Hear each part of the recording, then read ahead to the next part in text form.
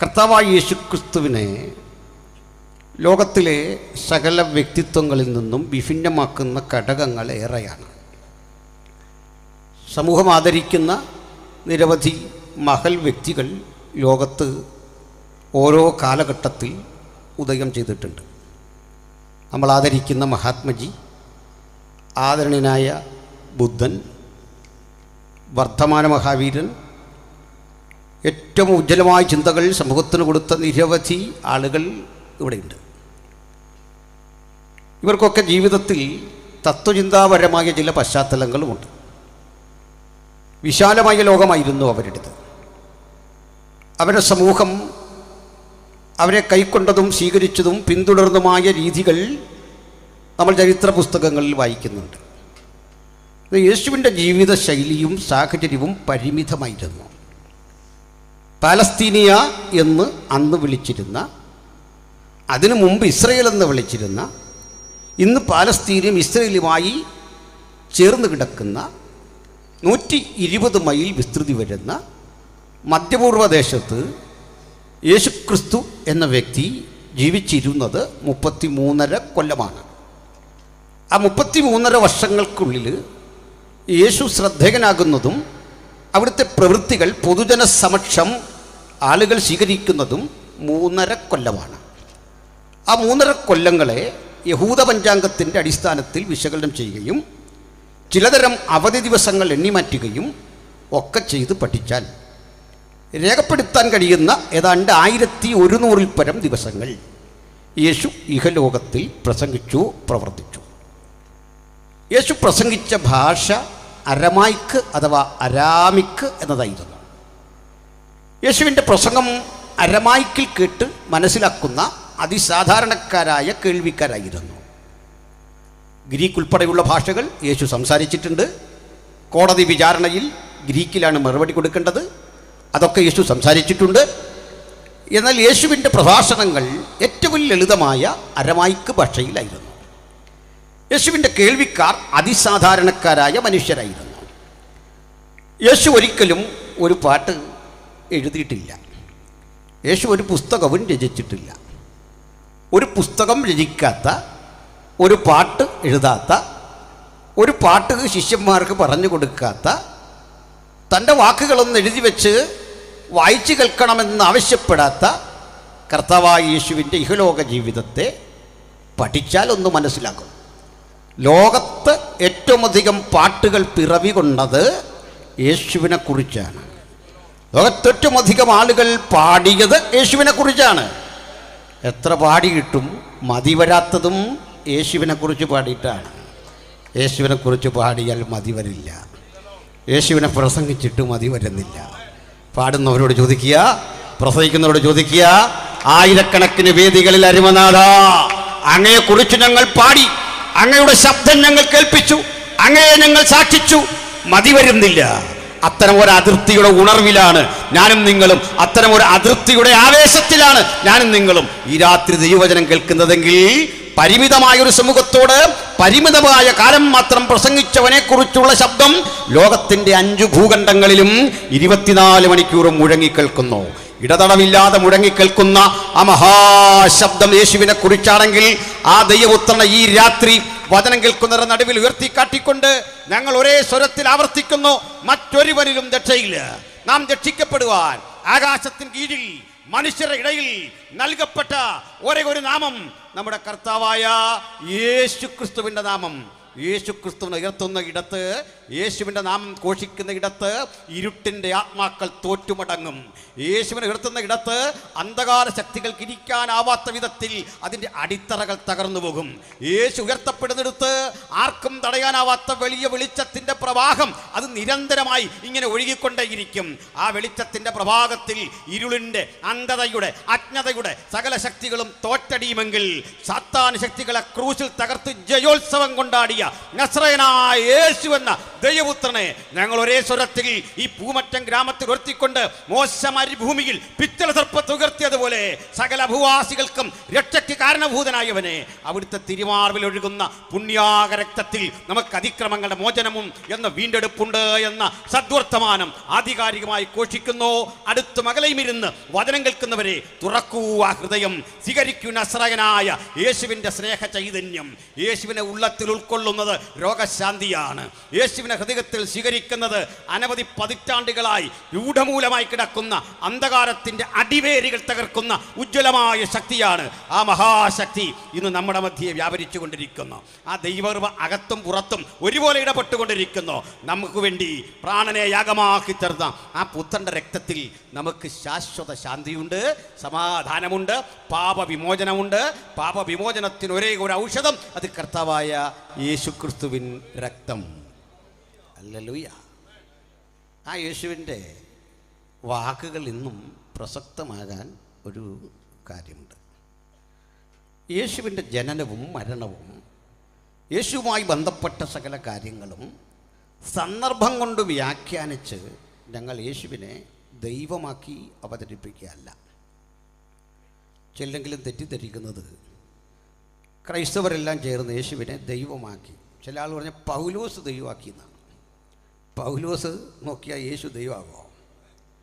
കോടിക്കണക്കിന് മനുഷ്യർ യേശുവിനെ സ്തുതിക്കുന്നത് പൗലോസ് ദൈവമാക്കിൻ്റെ പേരിലല്ല. ഹല്ലേലൂയ. കൃത്യമായി അവിടുത്തെ സഹജ സ്വഭാവം അത് ദൈവീകതയുടേതാണ്. ദൈവം കാലസമ്പൂർണതയിൽ ജഡപ്രവേശം ചെയ്ത് മനുഷ്യരൂപത്തിൽ വന്നു എന്ന് കൃത്യം പൗലോസ് നടന്നൊരു സംഭവത്തെ റിപ്പോർട്ട് ചെയ്യുക മാത്രമാണ് ചെയ്തത്. സ്തോത്രം. ഞാൻ ആ വഴി ഒന്ന് വരാം. ഞാനതിൻ്റെ ഒരു വിപരീത ദിശയിൽ നിന്ന് വരാം, നിങ്ങൾക്കൊക്കെ മനസ്സിലാകാൻ. ഈ കർത്താവായ യേശു പാലസ്തീനിൽ 33.5 വയസ്സ് വരെ ജീവിച്ചിരുന്നു. യേശുവിൻ്റെ ജഡപ്രകാരമുള്ള മാതാപിതാക്കൾ നമ്മളറിയുന്നതുപോലെ വിശുദ്ധ മറിയയും യോസെഫുമൊക്കെ ആയിരുന്നു. യേശുവിൻ്റെ സഹോദരങ്ങളൊക്കെ ഉണ്ട്. അത് തർക്കിക്കാൻ വേണ്ടി ഞാനിട്ട വിഷയമില്ല. അത് തർക്കിക്കേണ്ട കാര്യമൊന്നുമില്ല, ഉറപ്പായ കാര്യം അതൊക്കെ. അതെന്താ യേശുവിന് സഹോദരങ്ങളുണ്ട്, അമ്മയുണ്ട്, അപ്പനുണ്ടെന്ന് പറയുന്നത് നാണം കെട്ട കാര്യമാണോ? അത് ഉറപ്പുള്ള കാര്യമാണല്ലേ? ഏതായാലും യേശുവിൻ്റെ അമ്മയായ മറിയും യോസെഫും നോക്കുമ്പോൾ യേശുവിൻ്റെ പണികൾ, ഈ തച്ചുശാസ്ത്രം, ആ വിദ്യകളൊന്നും കാര്യമായിട്ട് ചെയ്ത് വിജയിപ്പിക്കുന്നില്ല. പണിക്കൊന്നും ആരും വിളിക്കുന്നില്ല. ഒരു കട്ടിൽ പണിയാൻ പോയിട്ടൊരു കോഴിക്കൂട് പണിയാൻ പോലും ആരും വിളിക്കുന്നില്ല. ഭക്ഷണം കഴിക്കുക, പ്രാർത്ഥിക്കുക, കിടന്നുറങ്ങുക, ഒരു ബാധ്യത പോലെ വന്നപ്പോൾ അപ്പനും അമ്മയും പറഞ്ഞു, മോനെ പിണക്കി പറയാൻ ഓർക്കരുത്. നിൻ്റെ താഴെ പെൺപിള്ളേർ വളർന്നു വരുന്നു, അനിയന്മാരുണ്ട്, നീ കാരണം ഇപ്പോൾ അവരോടൊരു വിഷമത്തിലാകും. അതുകൊണ്ട് ജീവിക്കാൻ എന്തെങ്കിലും ഒരു വഴി, ഇപ്പോൾ ജീവിക്കാൻ എളുപ്പ വഴികളിലൊന്ന് ദൈവമാകുക എന്ന് തോന്നിയിട്ട് ദൈവമായ ആളല്ല യേശു. മനസ്സിലാവുന്നുണ്ടോ? അപ്പം ഞങ്ങളെല്ലാം കൂടെ വ്യാഖ്യാനിച്ച് പിന്നാലെ വന്നവരെല്ലാം കൂടെ വ്യാഖ്യാനിച്ച് ദൈവമാക്കിയ ആളല്ല കർത്താവായ യേശു. മനസ്സിലായോ? നിങ്ങൾ ഞാൻ ആദ്യം പറഞ്ഞ ആ ഹാങ് ഓവറിലിരിക്കുകയല്ലേ, അങ്ങനെ അല്ലെന്നാണ് പറഞ്ഞത്. പിടി കിട്ടിയോ? അങ്ങനെ അല്ല. അങ്ങനെയൊക്കെ ആൾക്കാരുണ്ട്, അതുകൊണ്ട് പറഞ്ഞാണ്. അവരിൽ നിന്ന് തിരിച്ചറിയണം യേശുവിനെ. അപ്പം ഞാൻ ഇത്രയും പറഞ്ഞത് കർത്താവായ യേശുക്രിസ്തു എന്ന വ്യക്തിത്വത്തിൻ്റെ ദൈവീകതയുടെ വലിയൊരു തെളിവ് അവിടുന്ന് നടത്തിയ പ്രവചനത്തിൻ്റെ സംശുദ്ധിയാണ്. ആ പ്രവചനങ്ങളിൽ സുപ്രധാനമായ ഒന്നാണ് ഇന്ന് വായിച്ചത്. ആ ഉള്ളടക്കം ഇങ്ങനെ: യേശു മഹത്തരമായ യെരുസലേം എന്ന മഹാനഗരിയെ നോക്കിക്കൊണ്ട് നടത്തുന്ന ഒരു പ്രവചനം. അതിൽ പറയാ, യെരുസലേമേ യെരുസലേമേ, പ്രവാചകന്മാരെ കൊല്ലുകയും നിന്റെ അടുക്കൽ അകച്ചിരിക്കുന്നവരെ കല്ലെറിയുകയും ചെയ്യുന്നവളെ. നീ ഇതൊക്കെ ചെയ്തിട്ടും കോഴി തൻ്റെ മക്കളെ ചിറകിൻ കീഴിൽ അണയ്ക്കുമ്പോൾ എത്തുകൊള്ളുവാൻ എനിക്ക് എത്ര വട്ടം മനസ്സായിരുന്നു. നമുക്ക് പറയാം, നാഥ, ആ മനസ്സ് തിരിച്ചറിഞ്ഞതുകൊണ്ടാണ് ഞങ്ങൾ ഇന്നിവിടെ ഇരിക്കുന്നത്. നിൻ്റെ മാർവിടത്തിൽ ഞങ്ങൾ അനുഭവിച്ച ശാശ്വത സമാധാനം, ഒട്ടേറെ കയ്പ് നീർ കുടിക്കേണ്ടി വന്ന ജീവിതത്തിലും ആനന്ദത്തോടെ നിൽക്കുവാൻ ഞങ്ങളെ പ്രേരിപ്പിച്ചത് മാറോടടുക്കി പിടിക്കുന്ന നിൻ്റെ കാരുണ്യമാണ്, നിൻ്റെ സ്നേഹമാണ്. യേശു പറഞ്ഞു, എൻ്റെ സ്നേഹം ഇതായിരുന്നു, നിനക്ക് മനസ്സായില്ല, നീ വഴിപ്പെട്ടില്ല, അതുകൊണ്ട് ഞാൻ നിന്നെ വിട്ടു പോകും. അതൊരു പരാജയപ്പെട്ട പോക്കല്ലേ? അങ്ങനെ ധരിക്കണ്ട. കാരണം പോയ ഞാൻ ഒരു ദിവസം തിരിച്ചു വരും. അന്നിങ്ങനെ അരികില്ല, ജയാളിയായി ഞാൻ തിരിച്ചു വരും. അന്ന് ഇപ്പോൾ എന്നെ നിരാകരിക്കുന്ന നിൻ്റെ തലമുറയുണ്ടല്ലോ, അന്നത്തെ തലമുറ, അവർ പറയും, ഓ, ഞങ്ങൾ കുത്തിമുറിവേൽപ്പിച്ചവൻ, ഞങ്ങളുടെ പൂർവികർ തുപ്പി മലിനമാക്കാൻ ശ്രമിച്ചവൻ, ആക്ഷേപിച്ച് ചെറുതാക്കാൻ പദ്ധതിയിട്ടവൻ, ഇതാ രാജാതിരാജാവും കർത്താതി കർത്താവും താൻ മാത്രം അമർത്യതയുമുള്ളവനായി ജയാളിയായി വന്നിരിക്കുന്നു. യഹോവയുടെ നാമത്തിൽ വരുന്നവൻ വാഴ്ത്തപ്പെട്ടവൻ, വാഴ്ത്തപ്പെട്ടവൻ, വാഴ്ത്തപ്പെട്ടവൻ എന്ന് നിങ്ങൾ പറയുവോളം ഇനി എന്നെ കാണുകയില്ല. ഇതാണ് വചനം. ഇത് പറഞ്ഞ യേശു ഏതാണ്ട് ചില ദിവസങ്ങൾക്കകം അറസ്റ്റ് വരിക്കപ്പെട്ടു, വിചാരണ ചെയ്യപ്പെട്ടു, ക്രൂശിക്കപ്പെട്ടു, മരിച്ച് അടക്കപ്പെട്ടു, ഉയർത്തെഴുന്നേറ്റു. 40 തുടർമാനമായ ദിവസങ്ങൾ ശിഷ്യഗണങ്ങൾക്ക് പലയിടത്ത് വെച്ച് പ്രത്യക്ഷനായി. അവിടുന്ന് സ്വർഗത്തിലേക്ക് കരേറി. ആ യേശു ഇതുവരെ അക്ഷരാർത്ഥത്തിൽ തിരിച്ചു വന്നിട്ടില്ല. പക്ഷെങ്കിൽ അരുളി ചെയ്തത് യേശുവെങ്കിൽ തീർച്ചയായും ഒരു ദിവസം അവൻ അതുവഴി വരും, അക്ഷരാർത്ഥത്തിൽ വരും. ഏത് കണ്ണും അവനെ കുത്തിത്തുളച്ചവരും അവനെ കാണും. ഭൂമിയിലെ ഗോത്രങ്ങളൊക്കെ അവനെ ചൊല്ലി വിലപിക്കും. പക്ഷേ അക്ഷരാർത്ഥത്തിൽ കണ്ടാണ് അവരത് വിശ്വസിക്കുന്നതെങ്കിൽ ഇന്നവരെ യേശുവിനെ കണ്ടിട്ടില്ലാത്ത, കടലിൻ മീതെ അവിടുന്ന് നടക്കുന്ന അതിൻ്റെ സ്പന്ദനം കേട്ടിട്ടില്ലാത്ത, ലാസറിനെ ഉയർപ്പിക്കുന്നത് നേരിട്ട് കണ്ടിട്ടില്ലാത്ത, യായിറോസിൻ്റെ മകൾക്ക് പുനർജീവിതം നൽകുന്നത് ഒരിക്കലും ഈ കണ്ണുകൾ കൊണ്ട് കാണാത്ത കോടാനുകോടി മനുഷ്യർ വിശ്വാസത്താൽ അവനെ കണ്ടു. നീയാണെൻ്റെ രാജാവ്, നീയാണെൻ്റെ വീണ്ടെടുപ്പുകാരൻ, നീയാണെൻ്റെ സർവസ്വം. അങ്ങനെ അനുഗമിക്കുന്നവരുടെ പേരാ ക്രിസ്തുവിൻ്റെ അനുഗാമികൾ.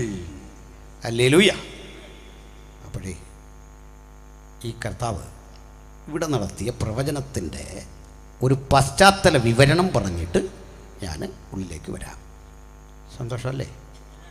മനസ്സിലാകുന്നുണ്ടോ? ആ, കൊച്ചുമോൾ ഇങ്ങോട്ട് നോക്കി, ഇങ്ങോട്ട്. ഇന്ന് രാത്രിക്കാലം മകളെ, നിൻ്റെ വിചാരമല്ല എൻ്റെ വിചാരം.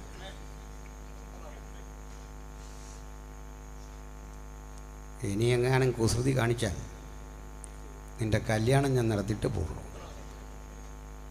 ഈ വല്ലാതെ കുസൃതി കാണിക്കുന്നവരാണ് നമ്മൾ കല്യാണം കഴിപ്പിക്കുന്നത്. അങ്ങനെ ഞങ്ങൾക്ക് വർഷങ്ങൾക്കപ്പുറത്ത് കല്യാണം കഴിപ്പിച്ച ഈ പാസ്റ്റർ ഉമാ കുസൃതി യോ സ്ഥലത്ത്, മനസ്സിലായോ? അപ്പം അനുഭവിക്കുന്ന കല്യാണം കഴിച്ചോണ്ട് ചോദിച്ചു നോക്ക്, എന്തിനാകും ഞാൻ ഈ ജീവപര്യന്തം തടവ്? മനസ്സിലായോ? ചിലതൊക്കെ ഒത്തു കിട്ടിയാൽ അത് കിട്ടിയതാ, അതുകൊണ്ട് പ്രാർത്ഥിച്ചു. ആ, ഇവിടെ കൂടാ പറഞ്ഞു, മക്കളോടാ പറഞ്ഞു കേട്ടോ. ആ, അടങ്ങി വിട്ടിരുന്നോണം. മെനകേട് വല്ലതും കാണിച്ചാൽ ഇവിടെ കൊണ്ടുവരും, കല്യാണം നടത്തും. അങ്കിൾ ഇങ്ങനെയുള്ള ശിക്ഷയാണ് കൊടുക്കുന്നത്. പീനക്കോടിൽ, നമ്മുടെ പീനക്കോടിൽ അങ്ങനെയാണ്. ആ, ശ്രദ്ധിച്ചിരുന്നേ. ആ, അപ്പം ഇനി നിങ്ങൾ എന്തെങ്കിലും ഒരു വികൃതി കാണിച്ചാൽ എനിക്ക് മനസ്സിലാകും കല്യാണം ആ പദ്ധതി. ശ്രദ്ധിച്ചോ, തിരിച്ചു വരാം. അപ്പോൾ നമുക്കാദ്യം യെറുസലേമിനെക്കുറിച്ച് ഒന്ന് ചിന്തിക്കാം. ഊർ എന്നും ഷാലോം എന്നുമുള്ള 2 എബ്രായ ധാതുക്കളുടെ സമന്വയമാണ് ഊർ ഷാലോം. ഊർ അർത്ഥം പട്ടണം, ഷാലോം അർത്ഥം സമാധാനം. The land of peace or the city of peace, സമാധാനത്തിൻ്റെ പട്ടണം. സമാധാനത്തിൻ്റെ പട്ടണം എന്നൊക്കെ പേരുണ്ടെങ്കിലും എന്നും ഇവിടെ അടിയാ, പൊരിഞ്ഞ അടി. ഇത് തേടി ഇപ്പം നമ്മൾ ദൂരോട്ടൊന്നും പോകണ്ട. നമ്മുടെയൊക്കെ സഹോദരൻ നമ്മൾ ശാലോം എന്നൊന്ന് പേരിട്ട് നോക്കി, പ്രശ്നം തീർത്തിട്ട് ആ വഴിക്ക് പോകണ്ട.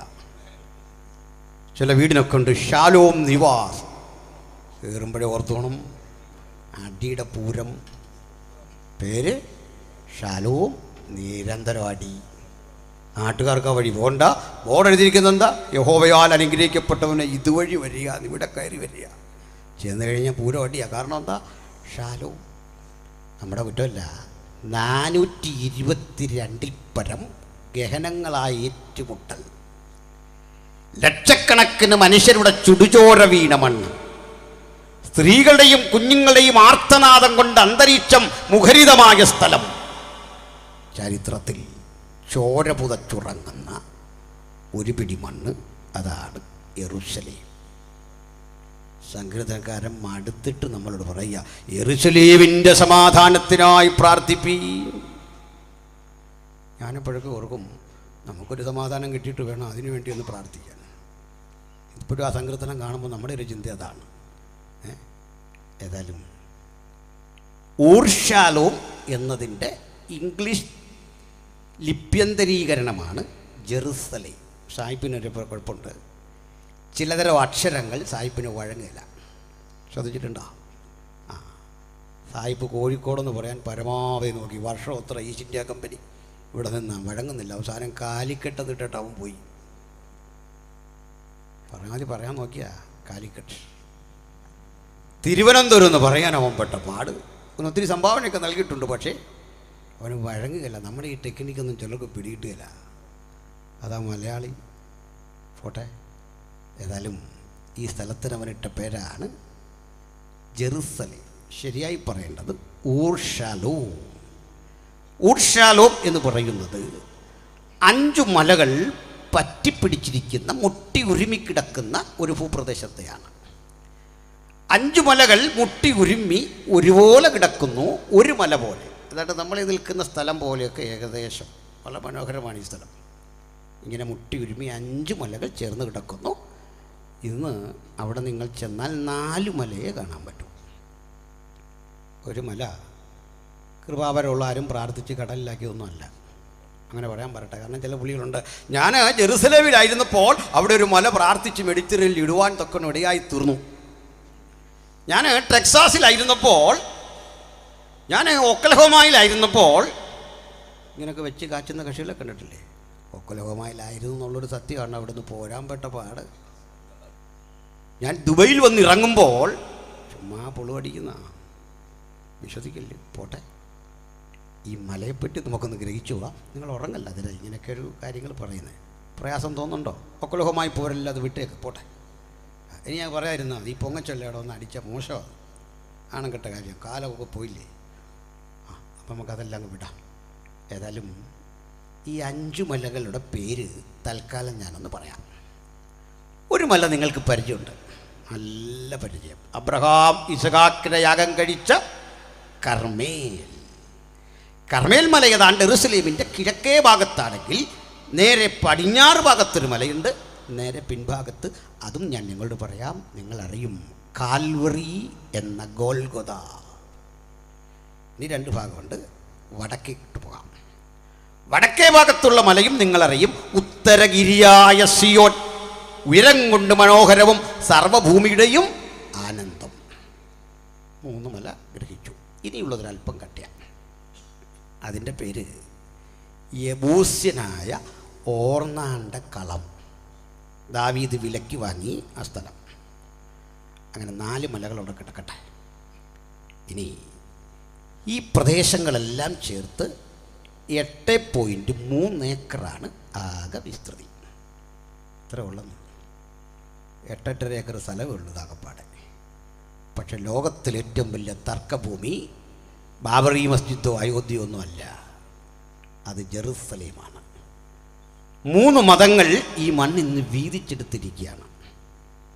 ക്രൈസ്തവരിലെ ഓർത്തഡോക്സ് സഭാവിഭാഗത്തിന് അവിടെ ചർച്ചുണ്ട്, റഷ്യൻ ഓർത്തഡോക്സ് ചർച്ച്. അതേ സ്ഥലത്ത് കാത്തലിക് ചർച്ചുണ്ട്. കാത്തലിക് ചർച്ചും ഓർത്തഡോക്സ് ചർച്ചും അവിടെയുണ്ട്. അവിടെയാണ് ചരിത്രപ്രസിദ്ധമായ കല്ലറ പള്ളി ഉള്ളത്.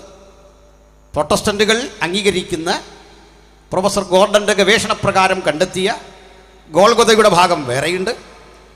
ഇനി ഇതിൻ്റെ മറ്റൊരു ഭാഗം ഇസ്ലാമിയ അറബികളുടെ പക്കലാണ്. അവരുടെ 2 ദേവാലയങ്ങൾ ഇത്രയും സ്ഥലത്തിൻ്റെ ഉള്ളിലുണ്ട്. എത്ര തിക്ക് പോപ്പുലേറ്റഡ് ഏറിയാണ് അതോ നിങ്ങൾ സങ്കല്പിക്കുക. ഇനിയാണ് മറ്റൊരു കാര്യം. ഇത്രയും മലകൾ ഒത്തുചേർന്നിങ്ങനെ കിടക്കവേ ഇതെല്ലാം കൂടി വന്ന് ഒരു താഴ്വരയിൽ അവസാനിക്കുന്നു. ആ താഴ്വരയിലൂടെ ഒരു തോടൊഴുകുന്നു. ആ തോട് ചിലപ്പോൾ വെള്ളച്ചാട്ടം കൊണ്ട്, വെള്ളപ്പൊക്കം കൊണ്ട് നദിയായിട്ട് മാറും. ഇതാണ് തെക്കേ നാട്ടിലെ തോടുകളെ പോലെ എന്ന് പറയുന്നതിലെ ഒരു തോട്. അനിവാര്യമെങ്കിൽ അതിൻ്റെ കാര്യകാരണങ്ങൾ ഞാൻ വരും വഴിക്ക് പറയാം. ബഹുമാന്യരെ, ഈ സ്ഥലമൊക്കെ മനസ്സിലായി. നിങ്ങൾക്കൊരു വിഷമം, ആകെ 8.5 ഏക്കർ സ്ഥലമേ ഉള്ളൂ, 5 മല, ഇതൊക്കെ എവിടെ കൊണ്ട് വിറ്റ് ചെയ്യും? അതൊക്കെ എവിടെയെങ്കിലും വെച്ചോളൂ വരും, നമ്മൾ വിഷമിക്കാതെ. ഇനി വേറൊന്ന്, ഈ ഗോൾഗൊഥ എന്ന് പറയുന്ന സ്ഥലത്തിന് നമ്മുടെ ഈ സ്റ്റേജിനേക്കാൾ ഒരല്പം കൂടെ പൊക്കം, ഇതിൻ്റെ പാതി പൊക്കം കൂടെ കഷ്ടിച്ചുള്ളൂ. ഒരു മുട്ടക്കൊന്ന്, ഒരു കുഞ്ഞു മല. കേട്ടിട്ടൊരു നാണം തോന്നില്ലേ? ഇത് അമ്മച്ചിമാർക്കൊക്കെ നാണം തോന്നി ഇങ്ങനെ കേട്ടോ. അതിന് കാരണമുണ്ട്. ഈ ഗോൾഗൊഥ എന്ന് മര്യാദയ്ക്ക് പറയേണ്ടതിന് പകരം ഗോൾഗൊഥ, കാൽവരി, ഈ ഒരു ടോണിൽ. അത് അമ്മച്ചിമാരെ മാത്രം കുറ്റപ്പെടേണ്ട കാര്യമില്ല. ഈ പാസ്റ്റർമാരെല്ലാം കർത്തൃമേശ നടത്തുമ്പോൾ ഈ കാൽവറി ഗോൾഗൊഥ എന്നൊക്കെ പറയുമ്പോഴേക്കും ഒരു ടോൺ ഇങ്ങനെ മാറ്റി കരയുന്ന പോലെ ആക്ട് ചെയ്യും. സജിപ്പാഷ് അങ്ങനെയാണോ എന്ന് എനിക്കറിയില്ല. കർത്തൃമേശ എടുത്തു വെച്ചിട്ട് നമ്മുടെ അടുത്തോപ്പിനെ അടിച്ചു പൊങ്കപ്പാട്, ഈ തൊണ്ടയിലുണ്ടാക്കുന്നൊരു സൗണ്ടിൻ്റെ അഡ്ജസ്റ്റ്മെൻറ്റ്, അല്ലാതെ നിങ്ങൾ ഗൗരവത്തിലൊന്നും എടുക്കേണ്ടത്.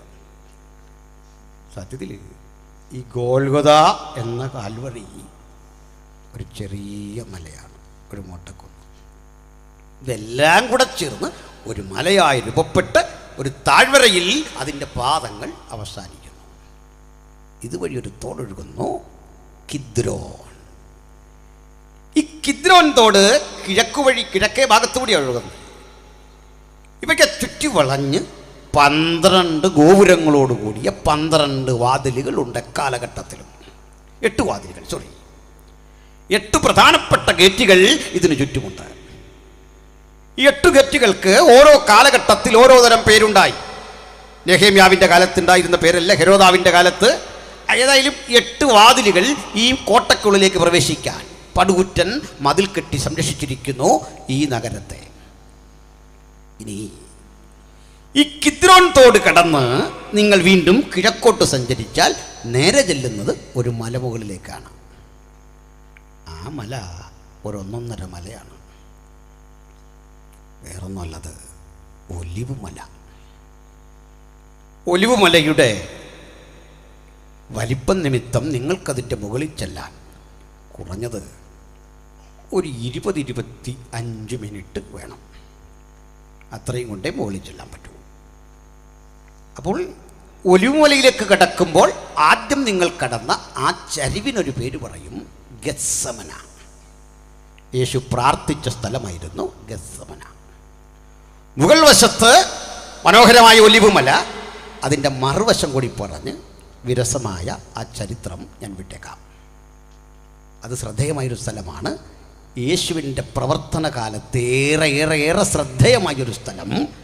യേശു ഏറ്റവും ശക്തമായ ഒരത്ഭുതം നിർവഹിച്ച സ്ഥലമാണ് ലാസർ പാർത്ത ബെഥാന്യ. ലോകത്ത് കടുക് മരങ്ങളുള്ള ഒരേ ഒരു സ്ഥലം ഈ ബെഥാന്യയാണ്. ഇന്നും കടുക് മരങ്ങൾ അവിടെ ധാരാളമുണ്ട്. കർത്താവ് പറഞ്ഞ ഉപമയൊക്കെ കേട്ടിട്ട് നമ്മുടെ സി രവിചന്ദ്രനെ പോലുള്ള ആളുകൾ നിന്ന് ചിരിക്കുക ഇത് വായിച്ചിട്ട്. ഇയാൾ ആദ്യം അവിടെ നിന്ന് പോകുന്നത് കൊണ്ടോന്ന് അറിഞ്ഞിച്ചു കടുക് ഒരു ചെടിയാണെന്നും ബൈബിൾ ഇങ്ങനെയൊക്കെ എഴുതുമെന്നും ഒക്കെ നിന്നങ്ങ് തട്ടിവിടുക. ആദ്യം സാറിതൊന്ന് പോയി കാണും, ഇല്ലെങ്കിൽ നെറ്റിൽ അടിച്ചു നോക്കിയാൽ മതി. ഒന്നാമത് ഇതെല്ലാം ഗൂഗിൾ യൂണിവേഴ്സിറ്റി പഠിച്ചിട്ടായി അടിക്കുന്നത്, മനസ്സിലായില്ലേ? വാട്സാപ്പ് സർവകലാശാലയിൽ നിന്ന് കിട്ടുന്ന ഇൻഫർമേഷൻ വെച്ചാൽ ഈ നിരീശ്വരന്മാരെല്ലാം തട്ടിവിടുന്നത്. ഞാനിത് പറഞ്ഞപ്പോഴാണ് ഒരു കാര്യം ഓർക്കുന്നത്, ക്ഷമിക്കണം. നിരീശ്വരന്മാരുടെ പിണക്കമൊന്നുമില്ല. ഈ നിരീശ്വരന്മാർ വിശ്വാസികളെ മുഴുവൻ കാണുന്നു, ആശാമ്പള്ളിക്കൂടം പോയി കണ്ടിട്ടില്ലാത്തവർന്നുള്ള നിലയിലാണ്. അതുകൊണ്ട് ഇവർ കൂടെ പറയും ശാസ്ത്രത്തോട് ചേർന്ന് നടക്കണം, ശാസ്ത്രം ഭയങ്കര സംഭവമാണ്. ഇത് കേട്ടാൽ ഈ പുള്ളിയുടെ അളിയനാ ശാസ്ത്രവും നമുക്ക് തോന്നും. ഏറ്റവും സ്നേഹമുള്ള പെങ്ങളെ വിവാഹം കഴിച്ച ആളാണ് ഈ ശാസ്ത്രം.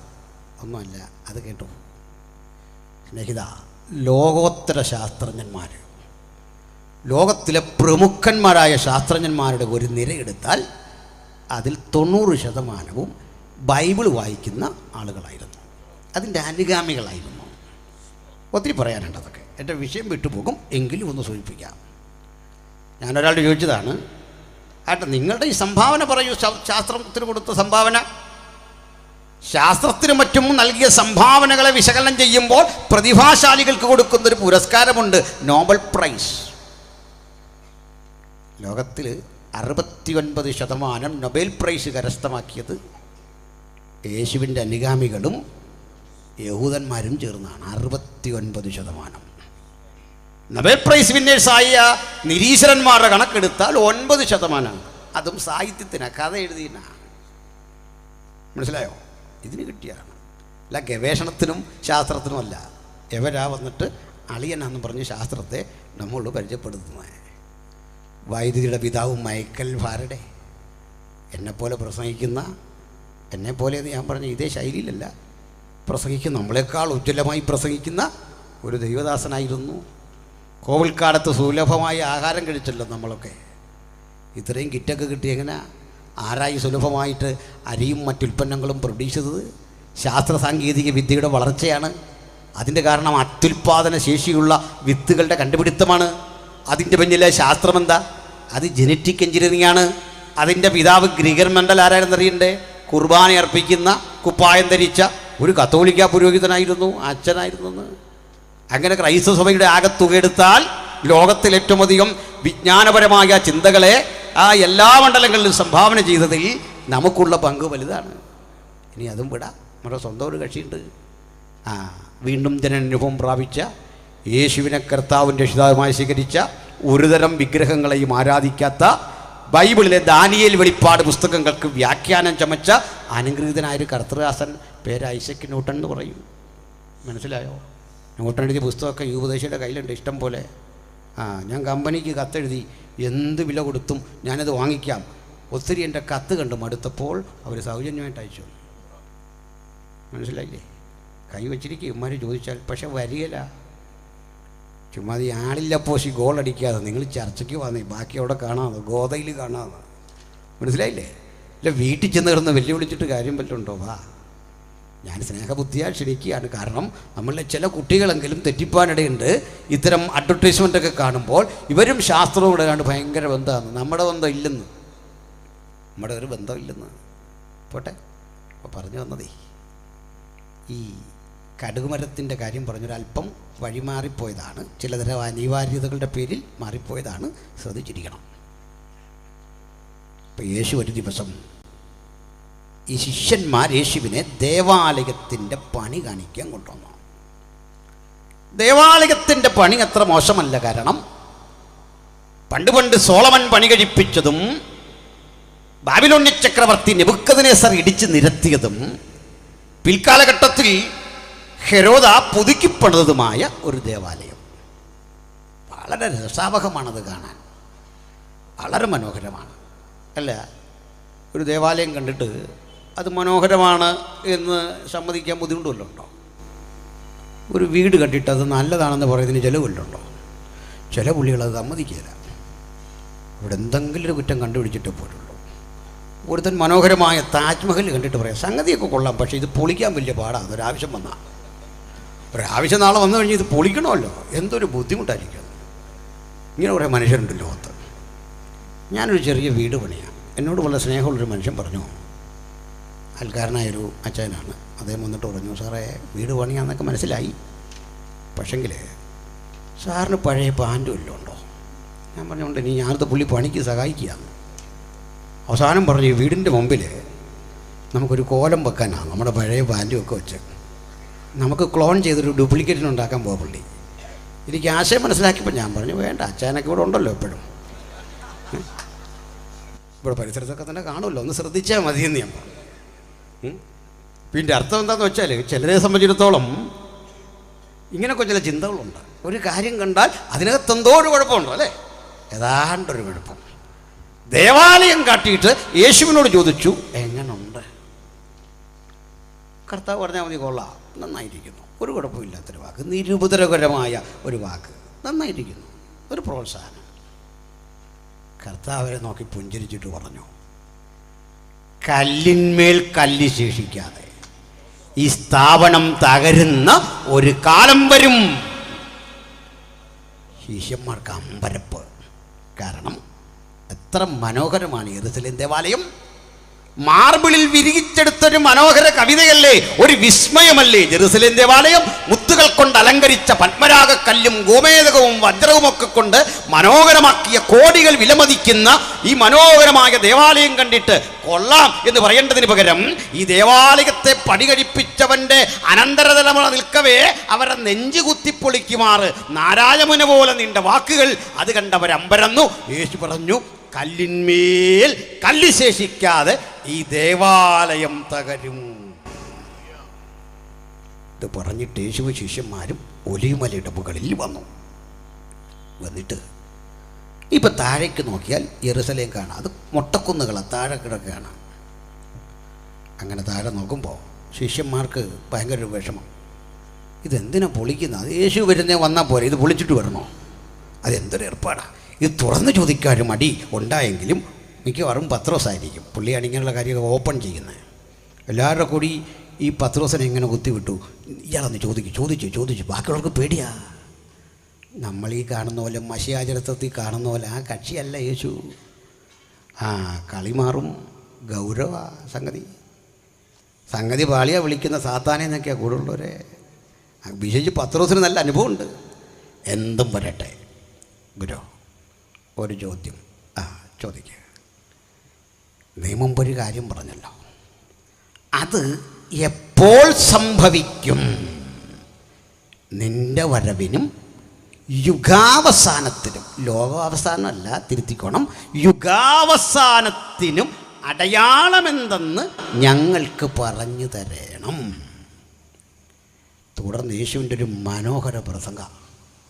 അപ്പോഴാ ശിഷ്യന്മാർക്ക് തോന്നി ചോദിക്കേണ്ടതായിരുന്നു. കാരണം പത്രോസിനെ പോലൊരുത്തുള്ളതുകൊണ്ടാണ് ഇങ്ങനൊരു പ്രസംഗം നമുക്ക് കിട്ടിയേ. അല്ലെങ്കിൽ സഭ വിജയിക്കുന്ന ബുദ്ധിമാൻ്റെ ആ കഴിവിലല്ല. വിഡ്ഢികളെന്ന് ലോകം ചാപ്പ കുത്തിയ കുറേ പാവം മനുഷ്യനകത്തുണ്ട്. അങ്ങനെയാ അദ്ദേഹം ചോദിച്ചു. യേശുവിൻ്റെ ഒരു മറുപടി, അതിൻ്റെ പ്രവാഹം. അതിൽ യേശു പറഞ്ഞു, ആരും നിങ്ങളെ തെറ്റിക്കരുത്. എൻ്റെ നാമം ധരിച്ച് പലരും വരും, കള്ളപ്രവാചകന്മാർ പലരും എഴുന്നേൽക്കും.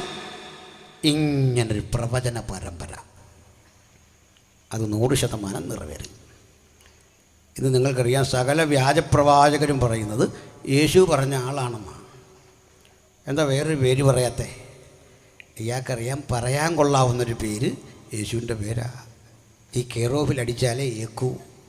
ഹല്ലേലൂയ. ഏതായാലും കർത്താവ് പ്രവചിച്ചു. അവിടുന്ന് ആഴ്ചകൾക്കുള്ളിൽ യേശു അറസ്റ്റ് ചെയ്യപ്പെട്ടു. ദിവസങ്ങൾക്കുള്ളിൽ വിചാരണ ചെയ്യപ്പെട്ടു, ക്രൂശിക്കപ്പെട്ടു, മരിച്ചടക്കപ്പെട്ടു, ഉയർത്തെഴുന്നേറ്റു. AD 30 ഒരു ഏപ്രിൽ മാസത്തിൻ്റെ ഏതാണ്ട് ആരംഭഘട്ടത്തിൽ യേശു നടത്തിയ മനോഹരമായ പ്രവചനം, അല്ലെങ്കിൽ മാർച്ച്.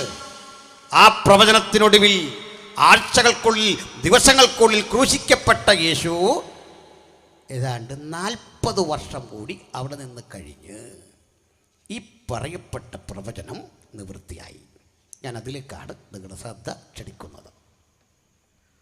ആ തലമുറയുടെ കൺമുമ്പിൽ കാണത്തക്ക വിധം ആ പ്രസംഗം കേട്ട് പകർത്തി എഴുതിയവരുടെ കാതിനും കണ്ണിനും അന്യമാകാത്ത വിധം ആ തലമുറയ്ക്ക് മുമ്പിൽ ആ പ്രവചനം നിറവേറിക്കാട്ടി. എന്താണ് സംഭവിച്ചത് എന്ന് ഞാൻ പറയാം. ഞാൻ ആദ്യം പറഞ്ഞ ചരിത്രം നിങ്ങൾക്കല്പം മുഷിവ് തോന്നുമെങ്കിലും വളരെ അനിവാര്യമായ ഒരു കാര്യമാണ്. ഇത് പറഞ്ഞേ എനിക്ക് അവസാനിപ്പിക്കാൻ പറ്റൂ. ശ്രദ്ധിച്ചിരിക്കണം. മനസ്സിലാകുന്നുണ്ടോ? യെരൂശലേം ഓർക്കുന്നുണ്ടോ? 5 മല, യെബൂസ്യനായ ഓർന്നാണ്ടകളം, മനോഹരമായ ഗോൽഗോഥ, ഉത്തരഗിരിയായ സിയോൻ, അപ്പുറത്ത് അബ്രഹാം ഇസ്ഹാക്കിനെ യാഗം കഴിച്ച മോറിയ, അത്രയും ചേർന്ന് കിടക്കുന്ന ഇടം, താഴെ കിദ്രോൻ തോട്, അപ്പുറത്ത് ഒലിവുമല, അപ്പുറത്ത് ബെഥാന്യ, ഇങ്ങേ സൈഡിൽ ഗത്സമന. ഇവിടെ നിന്ന് യേശു പ്രവചിച്ചു. ഈ പട്ടണത്തെ ചുറ്റി 8 പ്രധാന ഗോപുരങ്ങളുണ്ടായിരുന്നു, കവാടങ്ങൾ. ആ 8 ഗോപുരങ്ങളിൽ 7 ഗോപുരങ്ങളും ഓരോ കാലഘട്ടത്തിൽ തകരും പുതുക്കിപ്പണിയും, തകരും പുതുക്കിപ്പണിയും, അങ്ങനെയാണ്. പക്ഷേ ആർക്കും തുറക്കാനാവാതെ അതിൻ്റെ ഒരു കവാടം അടഞ്ഞു കിടപ്പുണ്ട്. ഞാൻ ഇന്ന് രാത്രി പ്രസംഗിക്കുന്ന വേളയിൽ പോലും ആർക്കും തുറക്കാനാവാതെ യെരുശലേമിൻ്റെ ഒരു വാതിലടഞ്ഞു കിടക്കുന്നു. മനുഷ്യൻ ബുൾഡോസറുകൾ കണ്ടുപിടിച്ചു, അത്യാധുനികങ്ങളായ യന്ത്രങ്ങൾ കണ്ടുപിടിച്ചു. ഇടിച്ച് നിലംപരിചാക്കാൻ പലയാവർത്തി ശ്രമിച്ചിട്ടും ആർക്കും തുറക്കാനാവാതെ അടച്ചു സീൽ ചെയ്ത ഒരു വാതിൽ ജെറുസലേമിനുണ്ട്. അതിൻ്റെ രഹസ്യം വെളിപ്പെടുത്തിക്കൊണ്ട് നമുക്ക് തുടരാം. എസെക്കിയേൽ പ്രവചനം 43-ാം അധ്യായം 1-ാം വാക്യത്തിൽ അതിൻ്റെ രഹസ്യം വെളിപ്പെടുത്തുന്നുണ്ട്. എന്തുകൊണ്ട് ഈ വാതിൽ അടഞ്ഞു കിടക്കുന്നു? അനന്തരം അവൻ എന്നെ ഗോപുരത്തിങ്കിലേക്ക്, കിഴക്കോട്ടുള്ള ഗോപുരത്തിങ്കിലേക്ക് തന്നെ കൊണ്ടുചെന്നു. അനന്തരം അവൻ എന്നെ കിഴക്കേ ഗോപുരത്തിൻ്റെ അരികിലേക്ക് മടക്കിക്കൊണ്ടു ചെന്നു. ഇതൊരു ദർശനമാണ്. ക്രിസ്തുവിനും ഏതാണ്ട് 600 വർഷങ്ങൾക്കപ്പുറത്ത് എസെക്കിയേൽ കാണുന്ന ദർശനമാണ്. എസെക്കിയേൽ ദർശനത്തിൽ കാണുന്ന രംഗം നിങ്ങളൊന്നുകൂടി കേൾക്കണം. അവൻ എന്നെ ആത്മാവിൽ കിഴക്കേ ഗോപുരത്തിൻ്റെ അരികിലേക്ക് മടക്കിക്കൊണ്ടു ചെന്നു. അപ്പോൾ ഇസ്രായേലിന്റെ ദൈവത്തിന്റെ തേജസ് കിഴക്ക് വഴിയായി വന്നു. അതിന്റെ മുഴക്കം പെരുവെള്ളത്തിന്റെ ഇരച്ചിൽ പോലെ ആയിരുന്നു. അപ്പോൾ ഇസ്രായേലിന്റെ ദൈവമായ യഹോവയുടെ തേജസ് കിഴക്ക് നിന്ന് പെരുവെള്ളത്തിന്റെ ഇരച്ചിൽ പോലെ പ്രവേശിക്കുന്നത് കണ്ടു. എവിടെ നിന്നാണ്? അങ്ങകലെ ഒലിവുമലയിൽ നിന്ന് ഒരു മഹാപ്രവാഹം പോലെ, വെള്ളപ്പാച്ചിൽ പോലെ ദൈവത്തിൻ്റെ തേജസ് ഈ വാതിലിലൂടെ പ്രവേശിക്കുന്നത് ഞാൻ കണ്ടു. ഇനി 44-ന്റെ ഒന്ന് വായിക്കണം.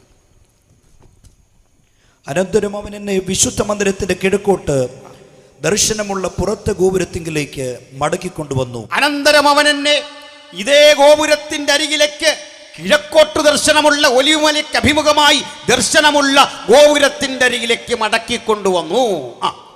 എന്നാൽ അത് അടച്ചിരുന്നു. എന്നാൽ ആ ഗോപുരം അടച്ചിരുന്നു. അപ്പോൾ യഹോവ എന്നോട് അരുളി ചെയ്തത്, ഈ ഗോപുരം തുറക്കാതെ അടച്ചിരിക്കണം. മനുഷ്യപുത്ര, ഈ ഗോപുരം തുറക്കാതെ അടച്ചിരിക്കണം. പിന്നെ ആരും അതിൽ കൂടി കടക്കരുത്. ആരും അതിൽ കൂടി കടക്കരുത്. ഇസ്രായേലിന്റെ ദൈവമായ യഹോവ അതിൽ കൂടി അകത്ത് കടന്നതുകൊണ്ട് അത് അടച്ചിരിക്കണം. ഇസ്രായേലിന്റെ ദൈവമായ യഹോവയുടെ സാന്നിധ്യം, യഹോവയുടെ തേജസ് അതിൽ കൂടി അകത്ത് കടന്നിരിക്കൊണ്ട് അത് അടച്ചിരിക്കണം. എത്ര സാമ്രാട്ടുകൾ, എത്ര കരുത്തരായ സാരഥികൾ, യുദ്ധസന്നദ്ധരായ എത്ര ആളുകൾ, മഹാനായ അലക്സാണ്ടർ അടക്കം നിരവധി പേർ തേരോടിച്ചു വന്ന ആ മണ്ണിൽ ഇന്നും യെരുശലേമിൻ്റെ വാതിൽ അടഞ്ഞു കിടക്കുന്നു.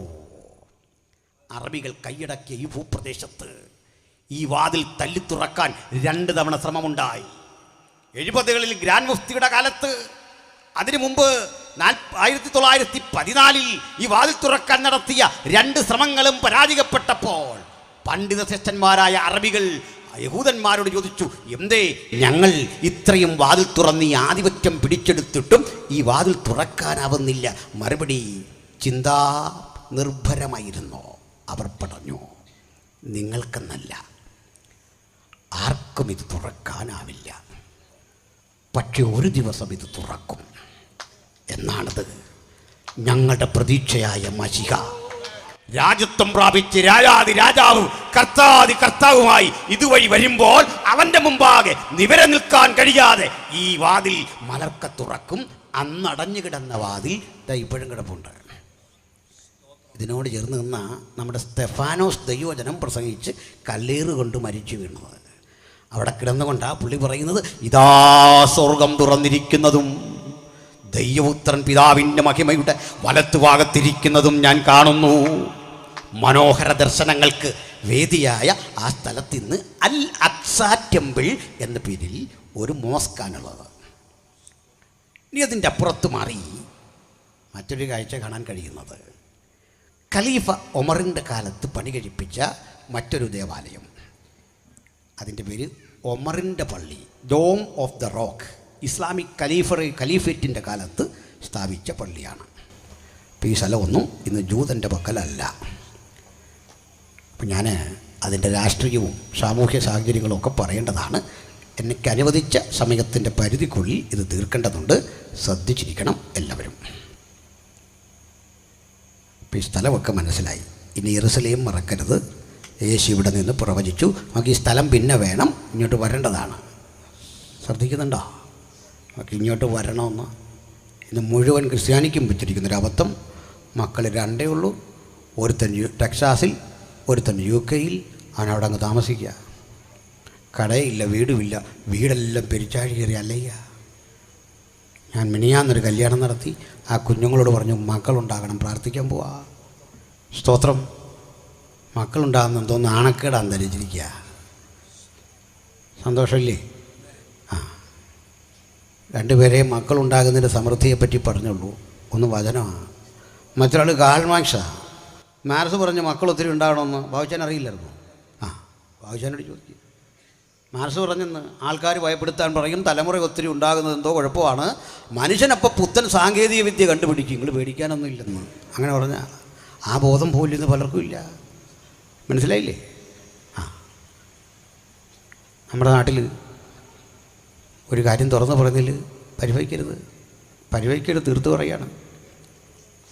പണ്ടൊരു പ്രശ്നങ്ങളുണ്ടായി. ക്രൈസ്തവർക്ക് മക്കൾ കൂടുതലാണെന്ന് പറഞ്ഞ് വലിയ ചർച്ച നടന്നു പാർലമെൻറ്റിലൊക്കെ. ഭയങ്കര പ്രശ്നമായിരുന്നു. മക്കൾ കൂടുതലാണ്. ന്യൂനപക്ഷങ്ങളെ തെരഞ്ഞു പിടിച്ച് ആക്രമിക്കാൻ വേണ്ടി പദ്ധതി ഇട്ടു. നിങ്ങൾ പേരും നാളൊന്നും പൂരിപ്പിക്കരുത്, എന്നാൽ അത് ലൈവ് പോകുന്നുണ്ട്. എനിക്കിപ്പോൾ തന്നെ ആവശ്യത്തിന് പ്രശ്നങ്ങളുണ്ട്, നിങ്ങളായിട്ട് പ്രശ്നം ഉണ്ടാക്കരുത്. അങ്ങനെയൊന്നും നമ്മളെ വാക്കിൽ കുരുക്കാൻ നോക്കില്ല. എങ്കിലും പറയേണ്ടത് പറയും വേണമല്ലോ. അപ്പോൾ തെരഞ്ഞു പിടിച്ചാക്രമിക്കുന്നതിൻ്റെ ഭാഗമായി അന്ന് രാജ്യം ഭരിച്ചിരുന്ന പ്രധാനമന്ത്രിയുടെ മകൻ ആഭ്യന്തരമന്ത്രിയെ റബ്ബർ സ്റ്റാമ്പാക്കി മാറ്റിക്കൊണ്ട് ആഭ്യന്തര വകുപ്പ് കയ്യിലെടുത്തു. അലിഗഡ് മുസ്ലിം സർവകലാശാലയിൽ നിന്നും ഉസ്മാനിയ സർവകലാശാലയിൽ നിന്നും ഒക്കെ പഠനം കഴിഞ്ഞ് പുറത്തു പോകുന്ന കുട്ടികളെ വണ്ടി തടഞ്ഞു. ആ കുട്ടികളെയൊക്കെ നിർബന്ധിത വന്ധ്യകരണത്തിന് വിധേയമാക്കി. അധ്യാപകരെ, വിവാഹം പോലും കഴിക്കാത്ത ആളുകളെയാണ് നരനായാട്ട് ഇവിടെ നടന്നു. പ്രസവിക്കാനുള്ള അമ്മയുടെ സ്വാതന്ത്ര്യത്തിനെതിരെ നിയമം പാസ്സാക്കാൻ തയ്യാറെടുത്തു. അതൊന്നും പാസ്സായില്ല. പോട്ടെ. നമ്മുടെ നാട്ടിൽ VR കൃഷ്ണയ്യർ ഒരു കമ്മിറ്റി പഠനമൊക്കെ നടത്തി. മക്കൾ കൂടുതലുണ്ടായാൽ ജയിൽ ശിക്ഷ കൊടുക്കണമെന്ന് വരെ ശുപാർശ വന്നു. ഈ പറഞ്ഞ കൃഷ്ണയ്യരൊക്കെ 9 പേരായിരുന്നു. ഞാൻ ആ ഇടയ്ക്ക് നമ്മുടെ ജാലകത്തിലോ മറ്റൊരു ലേഖനം എഴുതിയിരുന്നു. ഈ വാഹനത്തിൻ്റെ തൊട്ട് പിന്നിൽ ബസ്സിലെ പോകുമ്പോൾ ഒരു ബോർഡ് വായിച്ചോണം. Speed limit in town 35 kilometres. 35 കിലോമീറ്ററായി ടൗണിലൂടെയുള്ള ഗതാഗതത്തിൻ്റെ വേഗത നിയന്ത്രിച്ചിരിക്കുന്നു. ഇതെവിടെ എഴുതിയിരിക്കുന്നറിയോ? വണ്ടിയുടെ പുറകെ വരുന്ന ഡ്രൈവർ ഇത് വായിച്ച് അഡ്ജസ്റ്റ് ചെയ്തോണം, ഞാൻ എൻ്റെ സ്പീഡിൽ പോകുന്നു. മനസ്സിലായില്ലേ? ഇത്തരം പോഷത്തൊക്കെ കൊണ്ട് നടന്നേ. മുമ്പത്തെ കഥ മുഴുവിപ്പിച്ചില്ല. കേൾക്ക്, പിണക്കമൊന്നും തോന്നിയിട്ട് കാര്യമില്ല.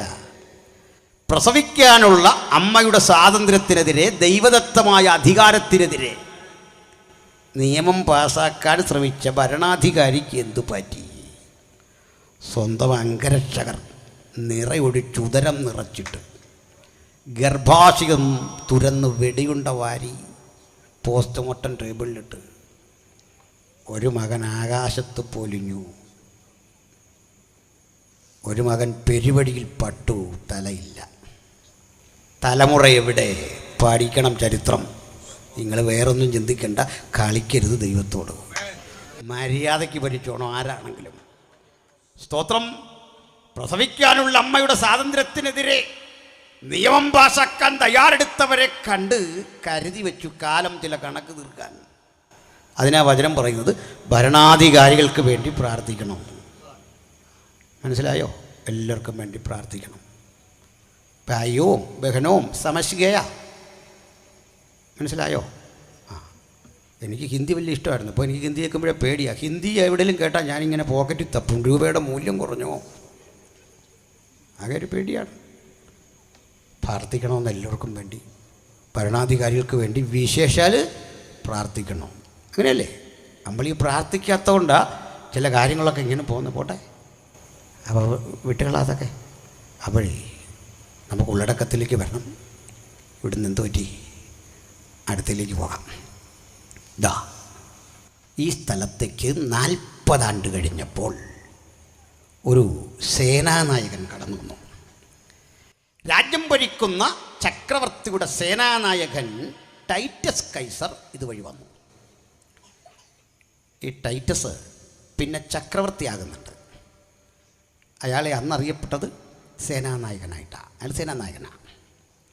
അയാൾ ഈ ഒലിവുമലയിൽ വന്നു.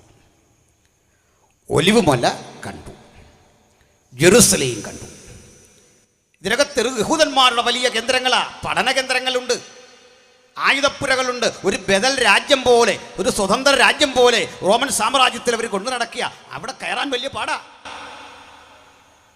തന്ത്രശാലിയായ ടൈറ്റസ് പറഞ്ഞു, ആയുധം കൊണ്ടുള്ള ഏർപ്പാട് വേണ്ട, ചോരചൊരിയൊന്നും വേണ്ട. പക്ഷേ അകത്ത് കിടക്കുന്ന ഒറ്റ ഒരുത്തനെ പുറത്ത് വിടരുത്.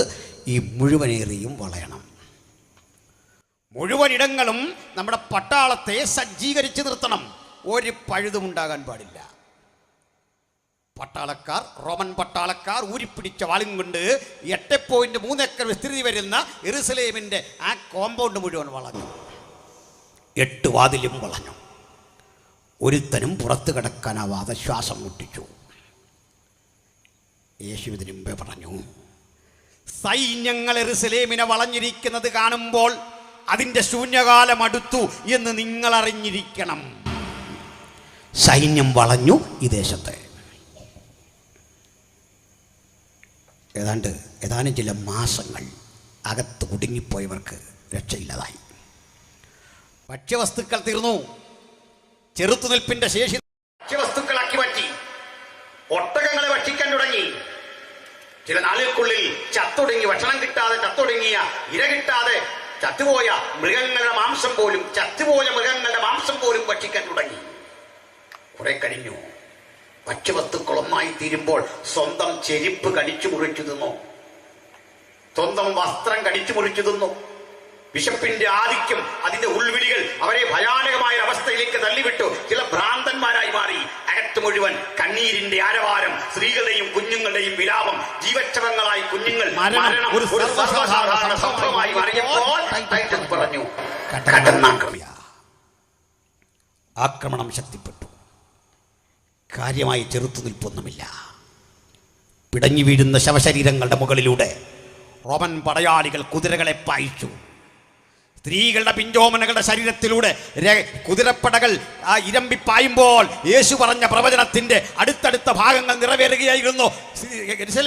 യെരുസലേമേ, ഇന്നാളിൽ നിന്റെ സമാധാനത്തിനുള്ളത് നീയും കരുതിയിരുന്നെങ്കിൽ കൊള്ളായിരുന്നു. ഇത് ദൈവത്താൽ, ഈ വാക്കുകൾ ദൈവത്തിൻ്റെതെങ്കിലും ദൈവം അയച്ചിട്ട് വരുന്നല്ല ഇത്. ചിലതരം അനർത്ഥങ്ങൾ ദേശത്ത് വരുമ്പോൾ, തമ്പുരാന്റെ ആലോചന കേൾക്കുമ്പോൾ ദൈവത്തിന്റെ മക്കൾ ഉണർന്നിരുന്ന് പ്രാർത്ഥിക്കാൻ പറയുന്നതിന്റെ പിന്നിലെ ചേതോവികാരം എന്താണ്? പ്രാർത്ഥന അപകടങ്ങളെ മാറ്റിമറിക്കും. പ്രാർത്ഥന അപായ സൂചനകളെ മുൻകൂട്ടി തെരിയുമ്പോൾ അതിജീവിക്കാൻ ആവശ്യമായ കരുത്ത് നൽകും. അതുകൊണ്ട് നാളുകൾക്കപ്പുറത്ത് സഭയിൽ ഒരു ഉപദ്രവം ഉണ്ടായിട്ട് സഭ ചിതറിപ്പോയി എങ്കിലും ആ ചിതറൽ കണ്ടു നിന്നവർക്ക് ഒരു തോൽവിയായി തോന്നിയെങ്കിലും ആ ചിതറിപ്പോയവർ അവിടെയായി വചനം പ്രസംഗിച്ചപ്പോൾ മൂടുലോകത്തിലും യേശുവിന്റെ ഉയർത്തുന്ന ഒരു ജനാവലി രൂപപ്പെട്ടെങ്കിൽ ചിലതരം പീഡകൾ, ചിലതരം പ്രയാസങ്ങൾ, ചിലതരം പ്രതിസന്ധികൾ ഭക്തന് നേരിടുന്നതിന്റെ പിന്നിൽ ദൈവത്തിന്റെ പ്രവൃത്തി കൊണ്ട് അത് തിരിച്ചറിയുക. ഈ പ്രതികൂലങ്ങൾ കാണുമ്പോൾ ഭക്തൻ മനസ്സിലാക്കേണ്ടത് ഇവിടെയും യേശു ജയമെടുക്കും. അവന് തോറ്റ ചരിത്രമില്ല. ജയം മാത്രം ശീലമാക്കിയ ജയാളിയുടെ ശബ്ദം, അതാണ് സുവിശേഷം. അതുകൊണ്ട് സുവിശേഷം മൂടുലോകത്തും പ്രചരിക്കാൻ അത് കാരണമായി. അപ്പോൾ സൈന്യങ്ങൾ യെരുശലേമിനെ വളഞ്ഞു. യെരുശലേം തകർന്നു. ഒറ്റ വാക്കിൽ ഇങ്ങനെ പറഞ്ഞു നിർത്താം, യെരുശലേമിന് തീയിട്ടു പടയാളികൾ. യെരുശലേം കൈക്കൊമ്പിളിൽ വാരിയെടുത്ത് മാറ്റാവുന്ന ഒരു പിടിച്ചാരം. ദിവസങ്ങൾക്കുള്ളിൽ തീ അണഞ്ഞു. ആളുകൾ നാലുപാടും പലായനം ചെയ്തു. ടൈറ്റസിനോട് ആരോ പറഞ്ഞു, പ്രഭോ, കോടികൾ വിലമതിക്കുന്ന സ്വർണം തീയിൽ വെന്ത് കിനിഞ്ഞ് ഈ അടിത്തറയിൽ എവിടെയോ കിടപ്പുണ്ട്. ഇരുമ്പ് കലപ്പകൾ കൊണ്ടുവന്ന് മൃഗങ്ങളെ കൊണ്ട് കെട്ടി ഉഴുത് പടുകുറ്റൻ ബ്ലോക്കുകൾ, കല്ലുകൾ, ചുണ്ണാമ്പ് കല്ലുകൾ കൊണ്ട് കെട്ടിയ അതിൻ്റെ മനോഹരങ്ങളായ അടിത്തറകൾ ഇളക്കി ഇളക്കി എറിയുമ്പോൾ യേശു പറഞ്ഞ പ്രവചനത്തിൻ്റെ 2ാം ഭാഗവും നിറവേറി. ഈ ശബ്ദമുള്ളവനെയാണ് നമ്മൾ വിളിക്കുന്നത് വാഗ്ദത്തങ്ങളിൽ വിശ്വസ്തൻ. ജീവിതത്തിൽ ഒരിക്കലെങ്കിലും ഈ നാവ് കൊണ്ട് യേശുവിനെ ഉയർത്താൻ നിങ്ങൾക്കൊരു മനസ്സുണ്ടെങ്കിൽ ഒന്നുറപ്പാ, അവിടുന്ന് വാഗ്ദത്തങ്ങളിൽ വിശ്വസ്തൻ, വാക്കുമാറാത്തവൻ. ഈ ദൈവം ഇന്ന് രാത്രിയും നമ്മോട് ഇടപെടുന്ന ദൈവമാണ്, സംസാരിക്കുന്ന ദൈവമാണ്. അകത്തും പുറത്തും ഇരുന്ന് വചനം കേൾക്കുന്നവർ ഹൃദയം തുറന്ന് പിടിക്കുമെങ്കിൽ ഒന്നുറപ്പാ, അവൻ വീണ്ടും വാഗ്ദത്തങ്ങളിൽ വിശ്വസ്തനായി നമ്മോട് ഇടപെടും. നമ്മുടെ ചിന്താധാരകളെ മാറ്റിമറിക്കും, പുത്തൻ ഉണർവുകൾ ജീവിതത്തിലേക്ക് പ്രദാനം ചെയ്യും. ഹല്ലേലൂയ. അവിടെ നിന്ന് ടൈറ്റസ് ഉത്തരവിട്ടു, ഒറ്റ യഹൂദനെ യെരൂശലേമിൽ കാണരുത്, പുറത്തു പോകണം. പോയി. അവിടുന്ന് ഒരു 50 കൊല്ലം കൂടി കഴിഞ്ഞു. രാജ്യം ഭരിക്കുന്ന ഹദ്രിയൻ ചക്രവർത്തി ഒരു ഉത്തരവിട്ടു, യെരൂശലേമിലൊന്നല്ല, പാലസ്തീനിയായി ഒറ്റ യഹൂദനെ കാണരുത്. സത്യത്തിൽ ഈ പാലസ്തീൻ എന്ന പേര് പോലും ആവശ്യമില്ലാത്തൊരു പേരാണ്. യഥാർത്ഥത്തിൽ ഈ സ്ഥലത്തിൻ്റെ പേര് ഈ ഇസ്രായേൽ, അതിൻ്റെ ക്യാപിറ്റലാണ് ജെറുസലേം. റോമക്കാർ യഹൂദന്മാരെ അവഹേളിക്കാൻ അവരുടെ നിരന്തര ശത്രുക്കളായ ഒരു ജനതയുടെ പേരിട്ട് ആക്ഷേപിച്ചു. ദ ലാൻഡ് ഓഫ് ഫിലിസ്ത്യൻസ് എന്നർത്ഥത്തിൽ ഫെലിസ്ത്യരുടെ ദേശം എന്നർത്ഥം വരുന്ന പാലസ്തീൻ. ഇതൊന്നും അറിയാതെയാണ് ചിലരിന്ന് ഈ പാലസ്തീൻ വാദികളായിട്ട് സംസാരിക്കുന്നത്. ചരിത്രം അറിയില്ല. ഞാൻ കോവളത്തുകൂടി വർഷങ്ങൾക്കപ്പുറത്ത് ഒരു യോഗത്തിന് പോവാം. ഇതിലൊരു ചെറിയ പര്യടനം വരുന്നു. അധികം പേരൊന്നുമില്ല, പക്ഷെ നല്ല പ്ലാക്കാർഡൊക്കെ കൈപ്പിടിച്ച് വരിക. അപ്പോൾ ഇവർ പൊക്കോട്ട് നിർത്ത് ഞാൻ വണ്ടി ഒതുക്കിയിട്ടൊരു ചായ കുടിക്കാനും ആ സമയം ഉപയോഗിച്ചു. ഒരു കടയിൽ കയറിയപ്പോൾ ഇവരത് നിർത്തി, അവരും കയറി കുറേ പേര് ആ ചായക്കടയിൽ. അപ്പോൾ ഇവരുടെ കയ്യിൽ കുറേ പുസ്തകങ്ങളൊക്കെ ഉണ്ട്. അപ്പം ഞാനതിന് ചോദിച്ചു, സാറേ ഒരു പുസ്തകം അതിനെന്താ തരാം? പുസ്തകം തന്നു, അതിന് വിലയൊക്കെ കൊടുത്തു. അപ്പോൾ ഇത് ഞാൻ ആകാംക്ഷയോടെ വായിച്ചപ്പോൾ ഇവർക്കൊരു സന്തോഷം. അപ്പോൾ എന്നോട് പറഞ്ഞു, സാറേ ഞങ്ങളൊരു ക്യാമ്പയിനുമായിട്ട് വന്ന എന്താ, പാലസ്തീൻ ഐക്യദാർഢ്യ സമരം. പാലസ്തീനിലെ പാവങ്ങൾ അവിടെ മരിക്കുന്നു, കുഞ്ഞുങ്ങൾക്ക് നേരെ ഇസ്രായേലി പട്ടാളം നിറയൊഴിക്കുന്നു, ദാരുണമായ പ്രശ്നങ്ങളിൽ ഇസ്രായേലിൻ്റെ അഹന്തയ്ക്കെതിരെ ഞങ്ങളൊരു പ്രകടനം നടത്തുക എന്ന് പറഞ്ഞു. ഞാൻ പറഞ്ഞു എൻ്റെ എല്ലാ പിന്തുണയുണ്ട്, എനിക്ക് സമയമില്ലല്ലേ, ഞാൻ നിങ്ങളോട് കൂടിയെന്നെ. നമുക്കത് ആവശ്യമാണ്. കാരണം ഇങ്ങനെ വേണം സമരം നടത്താൻ. കാരണം പ്രശ്നം നടക്കുന്നത് ഇസ്രായേലി, സമരം നടക്കുന്നത് കോവളത്ത്. കൊള്ളാം, എൻ്റെ എല്ലാ പിന്തുണയുണ്ട്. അങ്ങോട്ട് പോകാൻ വയ്യായിരുന്നോ? ഇതൊക്കെ ആയിട്ട് പുകയ്ക്കും പോസ്റ്റ്മോർട്ടം ചെയ്യാൻ ബാക്കി കിട്ടുകയല്ല. നീ എന്താ മനസ്സിലാക്കിയിരിക്കുന്നത്? 16 അറബി രാജ്യങ്ങൾ ചുറ്റും കിടന്ന് മീശ പറപ്പിച്ചിട്ട് മൈൻഡ് ചെയ്യാത്തവനവൻ. നീ എന്താ ചരിത്രം പഠിക്കുക, ചുമ്മാ ചടിക്കുക. ഇതെന്താണെന്നാ നിൻ്റെ വിചാരം? ലോകത്തിൽ ഏറ്റവും വലിയ ആയുധ കമ്പോളം, ഏറ്റവും വലിയ സാമ്പത്തിക സ്ഥിതി, ഇതൊക്കെ സ്വന്തമുള്ളവനല്ല. ചുമ്മാ കണക്കെഴുതി കാശുകാരനായിട്ട് അഭിനയിച്ച് കിടക്കുന്ന പണിയൊന്നുമില്ല. മനസ്സിലായില്ലേ? കാശുകാരനാണെന്ന് പറഞ്ഞ് അഭിനയിച്ച് കിടക്കുന്ന കക്ഷികൾ ഇപ്പോൾ നമ്മുടെ രാജ്യത്ത് ഇഷ്ടം പോലുണ്ട്. ഇപ്പോഴാണ് മനസ്സിലാകുന്നത്, ഓ സംഗതിയൊക്കെ ചീറ്റായിരുന്നു. എനിക്കിപ്പോൾ അങ്ങ് നാണം വരിക. ഇവനെയൊക്കെ ആണല്ലോ കാശുകാരനെന്ന് പറഞ്ഞ് ബഹുമാനിച്ചെന്നുള്ള അങ്ങ് നാണം വരിക. പോട്ടെ, ഞാൻ എന്നോട് തന്നെ എനിക്കങ്ങ് ലജ്ജ തോന്നുന്നത് ചില സമയത്ത്. പോട്ടെ, അപ്പോൾ അവിടെ വിടാം. അപ്പോൾ ഏതായാലും ബാക്കി ചില കാര്യങ്ങളുണ്ട്, ശ്രദ്ധിക്കണേ. ഇടുന്നേ, ചിതറിപ്പോയ യഹൂദൻ ലോകത്തിൻ്റെ പലയിടങ്ങളിലായിട്ടങ്ങ് ചിതറി. കുഞ്ഞുങ്ങളും പാണ്ടക്കെട്ടും മക്കളും മാതാപിതാക്കളും ഒക്കെ ആയിട്ടുള്ള ആ പാലായനമെന്നോർത്ത് ചെതറി ചെതറി ചെതറി ലോകം മുഴുവൻ ചെതറിയ വഴിക്ക് നമ്മുടെ കേരളത്തിലും വന്നു. ഏത് കേസും നമ്മൾ പിടിക്കും, എല്ലാത്തരം ഐറ്റവും ഇവിടെ വരും. ഏത് തരം ഇവിടെ ഐറ്റം ഇവിടെ വന്നിട്ട് പറയുക നമ്മൾ ഇവിടുന്ന് പോക്കോളാൻ. ഇത് വലിയ തമാശ. കാലത്തിൻ്റെ നിർണായക ഘട്ടത്തിൽ കുടിയേറിയവരല്ലാതെ ഇന്ത്യക്കാരെന്ന് പറയുന്ന പലരും ഇന്ത്യക്കാരല്ല. ആ പഠിക്ക്, ചരിത്രം പറഞ്ഞ് സംവാദത്തിന് വരാറില്ല. അതാ വേറൊരു വിഷയം. ചരിത്ര വസ്തുതകളെ ആധാരമാക്കിക്കൊണ്ട് ഏത് കാലത്ത് ആരൊക്കെ ഇന്ത്യയിൽ വന്നു എന്ന സംവാദത്തിന് തയ്യാറുണ്ടോ? ആര്യന്മാർ ഇന്ത്യയിൽ കുടിയേറി. ആ കുടിയേറിയ ആര്യന്മാരുടെ അനന്തരതലമുറ തദ്ദേശവാസികളോട് പറയുക, നിങ്ങൾ ഇവിടം വിട്ടുപോകാൻ. മറുപടിയുണ്ട്. ഒരു റെയിൽവേ സ്റ്റേഷനിൽ ആദ്യം വന്ന തീവണ്ടി ആദ്യം പോകണം, അതാ മര്യാദ. രണ്ടാമതൊന്നവരൊക്കെ പതുക്കെ പോയാൽ മതി, അവിടെ നിൽക്കും, കുറേ സമയമെടുത്ത് പോയാൽ മതി. ആ ചുമ്മാ ചരിത്രം അറിയാതെ അതുമൊക്കെ വിളിച്ചു പറയാതെ. അപ്പം ഞാൻ പറഞ്ഞതേ, ഞാനിത് പലതും സ്വാതന്ത്ര്യ സമരത്തെക്കുറിച്ചുള്ള ഒരു പ്രസംഗ പരമ്പര യൂട്യൂബിൽ ചെയ്തിട്ടിട്ടുണ്ട്, കണ്ടാൽ മതി. ആരെപ്പോൾ എങ്ങനെ ഇവിടെ വന്നു എന്ന് ആധികാരിക ചരിത്രകാരന്മാരെ ഉദ്ധരിച്ച് അതിൽ പറയുന്നുണ്ട്. പോട്ടെ, ഏതായാലും ചെതറിപ്പോയ യഹൂദൻ്റെ ആദ്യഘട്ടം വലിയ വിജയത്തിൻ്റെതായിരുന്നു. കരുത്തുറ്റ മുന്നേറ്റം, അതിശക്തമായ മുന്നേറ്റം വളർന്നു. കാരണം ലോകത്തിൽ അറിയപ്പെടുന്ന വല്ല വിജ്ഞാനങ്ങളുടെയും കുത്തക അവൻ്റെ പക്കലാണ്. അറിയാമോ? ലോകത്തിലേറ്റവും അറിയപ്പെടുന്ന ന്യൂറോ സർജന്മാരിന്ന് അവരാ, കാർഡിയോളജിസ്റ്റുകൾ അവരാ ഏറ്റവും അറിയപ്പെടുന്നത്. അതൊക്കെ വിട്. ലോകത്തിലേറ്റവും വലിയ സാമ്പത്തിക ശാസ്ത്രജ്ഞന്മാരവരാ, സാമൂഹിക ചിന്തകന്മാരവരാ, മനഃശാസ്ത്രജ്ഞന്മാരവരാ. മനഃശാസ്ത്രത്തിൻ്റെ പിതാവുണ്ടല്ലോ സിഗ്മണ്ട് ഫ്രോയിഡ്, ഒരു യഹൂദനായിരുന്നു. കാൾ മാക്സ് ഒരു യഹൂദനായിരുന്നു. ആ നമ്മുടെ കീബോർഡിസ്റ്റുകളോട് ചോദിക്ക്, ബ്രദർ മാത്യുവിനോടൊക്കെ ചോദിക്ക്. മാന്ത്രിക സംഗീതം പുറപ്പെടുവിക്കുന്ന വിരലുകളുടെ ഉടമ ബീഥോവൻ ഒരു യഹൂദനായിരുന്നു. മനസ്സിലായില്ലേ? അങ്ങനെ എത്ര പ്രതിഭകളുടെ പേര് നിങ്ങൾക്ക് കേൾക്കണം. മൈക്കൽ ഫാരഡെ യഹൂദനായിരുന്നു. ആൽബർട്ട് ഐൻസ്റ്റീൻ യഹൂദനായിരുന്നു. ഇങ്ങനെ പോയ വഴിക്ക് പഠിച്ച അങ്ങനെയൊക്കെ നമ്മളിങ്ങനെ ചെതറും. നമ്മൾ എന്തെല്ലാം പഠിച്ചെന്നൊക്കെ സ്വയം ചിന്തിക്കുന്നതാണല്ലോ. മലയാളിയും ചെതറാൻ എടുക്കനാ. ഏതായാലും ചെതറിപ്പോയവൻ അങ്ങനെ ലോകത്തെല്ലായിടത്തും വളർന്നു.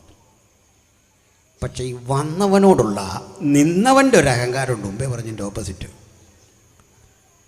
അങ്ങനെ പരിപാടിയുണ്ട്.